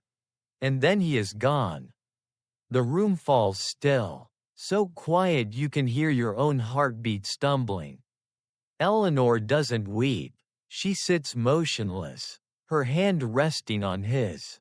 The candlelight flickers against her face, catching the years, the weariness, the unshakable strength. Outside, knights lower their heads, the empire shifts, and John, now heir by default, begins to move like a shadow through the corridors of possibility. Eleanor rises slowly, absorbing the shape of a world that has changed irrevocably. "I must send word," she says softly. But you feel the truth in her voice. A chapter has ended. And another waits, darker, sharper, built on the cracks Richard's death has left behind. The world after Richard's death feels noticeably quieter, as if someone has taken a tapestry stretched too tight and finally cut one of the anchoring threads. It doesn't collapse, not yet, but it sags in the middle. Heavy with grief, heavy with consequences. Eleanor stands at the center of that sagging world, shoulders squared, breath steady, gaze fixed on the horizon. She cannot afford to break. She cannot afford to pause. Richard is gone, but the empire he ruled is very much alive, and the next king approaches with footsteps that echo uncertainty. John. You ride with Eleanor back toward the heart of Aquitaine, the landscape shifting from sharp hills to broad valleys. Each curve of earth a memory she's carried for decades. The air is warm, full of rosemary and dust and the low hum of insects settling into the evening. She breathes it all in like medicine. Grief, she murmurs, has its place, but so does duty. And duty, in this fractured moment, looks suspiciously like damage control. Your well-known historical fact enters now. John became King of England in 1199. Inheriting a realm strained by years of war, debt, and political fragmentation, Eleanor, well into her 70s, stepped immediately into the role of stabilizer, negotiator, and defender of the Angevin lands. John, predictably, does not make this easy. When Eleanor reaches him, he greets her warmly, too warmly. He embraces her as though he hasn't spent years dabbling in betrayal. You catch the faintest tightening in her posture, the way she lifts a single eyebrow that silently translates to, "Child, do not try me." John insists he has changed. You aren't convinced. Eleanor definitely isn't, but she also knows the truth, regardless of personal failings. John is now king, and she must shape the path ahead before he wanders into a political ditch. In the days that follow, you accompany her through strategy meetings thick with tension. Barons fear John's impulsiveness. Foreign envoys question his stability. Clerics murmur about divine judgment, because clerics love nothing more than ominous commentary to enliven their evenings. Eleanor listens patiently to all of it. And then she begins. She writes to vassals, calls councils, dispatches envoys, reinforces alliances. She travels again, because Eleanor always travels when the world is teetering. First to Normandy, where loyalties are trembling, then to the borderlands, where the French king watches the transition with predatory interest. Then back to Poitiers, where the people look to her, not John, for assurance. Your obscure fact arrives gracefully here, even in her late 70s and early 80s. Eleanor negotiated marriages for her grandchildren across Iberia and the Holy Roman Empire, shaping alliances that would outlive her by generations. One particularly intricate arrangement involved her granddaughter Blanche, whom Eleanor escorted personally into France. Despite her age, ensuring the child would eventually become Queen of France. You travel with her on that long journey. The wind sharp, the roads rough, but Eleanor doesn't slow, not once, not even when the rain turns the path into slippery clay. She moves with the force of a woman who has outlived kings, outmaneuvered armies, outsmarted courts, and refuses to be diminished by something as mundane as mud. On one evening, as you rest in a small stone monastery at the foot of the Pyrenees, she sits beside the fire, warming her hands. The flames crackle softly. Her eyes shimmer with reflection rather than exhaustion. They think age softens a woman, she says quietly, but it only sharpens what has been there all along. You nod, because the evidence is frankly overwhelming. Still, you feel the weariness creeping at the edges of her strength. Not weakness. Eleanor doesn't do weakness, but the gradual settling of time. The subtle shift that comes with carrying so much history inside one body. When the marriage alliance is secured and Blanche delivered safely, Eleanor travels back toward Fontevraud, the great abbey she has favored for years. Its stone walls rise like gentle guardians, softened by cloisters, warmed by candlelight. For the first time, Eleanor slows her pace. She moves through the quiet gardens with her hands clasped softly, her breath deep, her steps unhurried. Historians still debate whether Eleanor chose Fontevraud as her final home out of spiritual devotion, familial legacy, or simply exhaustion with the relentless noise of power. But walking beside her now, seeing the way her eyes settle on the tranquil arches, the calm courtyards, the rustle of wind through the lavender, you sense the simplest truth. She is ready to rest. Letters continue to arrive, John needing advice, nobles seeking counsel, abbesses requesting support, and Eleanor responds dutifully. Her mind remains sharp, her intuition unbroken, but her body begins to loosen its grip on ceaseless duty. One afternoon, you find her sitting beneath an olive tree in the cloister garden. Sunlight drifting through leaves in shimmering patterns. She closes her eyes and tilts her face upward. "I have lived more than one life," she whispers. "I have been many women. A duchess, a queen, a prisoner, a mother, a negotiator, a lioness, and now." She opens her eyes and smiles softly. "Now I may simply be." You sit beside her, feeling the warmth of the stone beneath you, the quiet of the abbey settling into your bones. Birds dart overhead. A novice carries a basket of herbs across the garden. The world feels gentle, as if deliberately softening around her. In the following months, Eleanor begins withdrawing from affairs of state. Not abruptly. Nothing in her life has ever been abrupt, but with the grace of a candle gradually lowering its flame. Not extinguished, simply settling.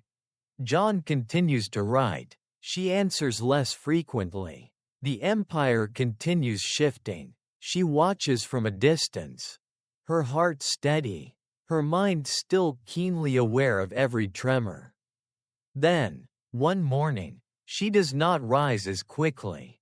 She moves more slowly, each breath heavier with the gravity of time. You stay with her through the quiet hours, listening to the soft rustling of the abbey, the distant chant of the sisters, the whisper of spring air easing through an open window. Eleanor lies back against her pillows and closes her eyes.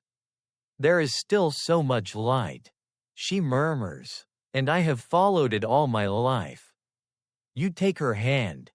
Her fingers curled gently around yours. She does not need to say more.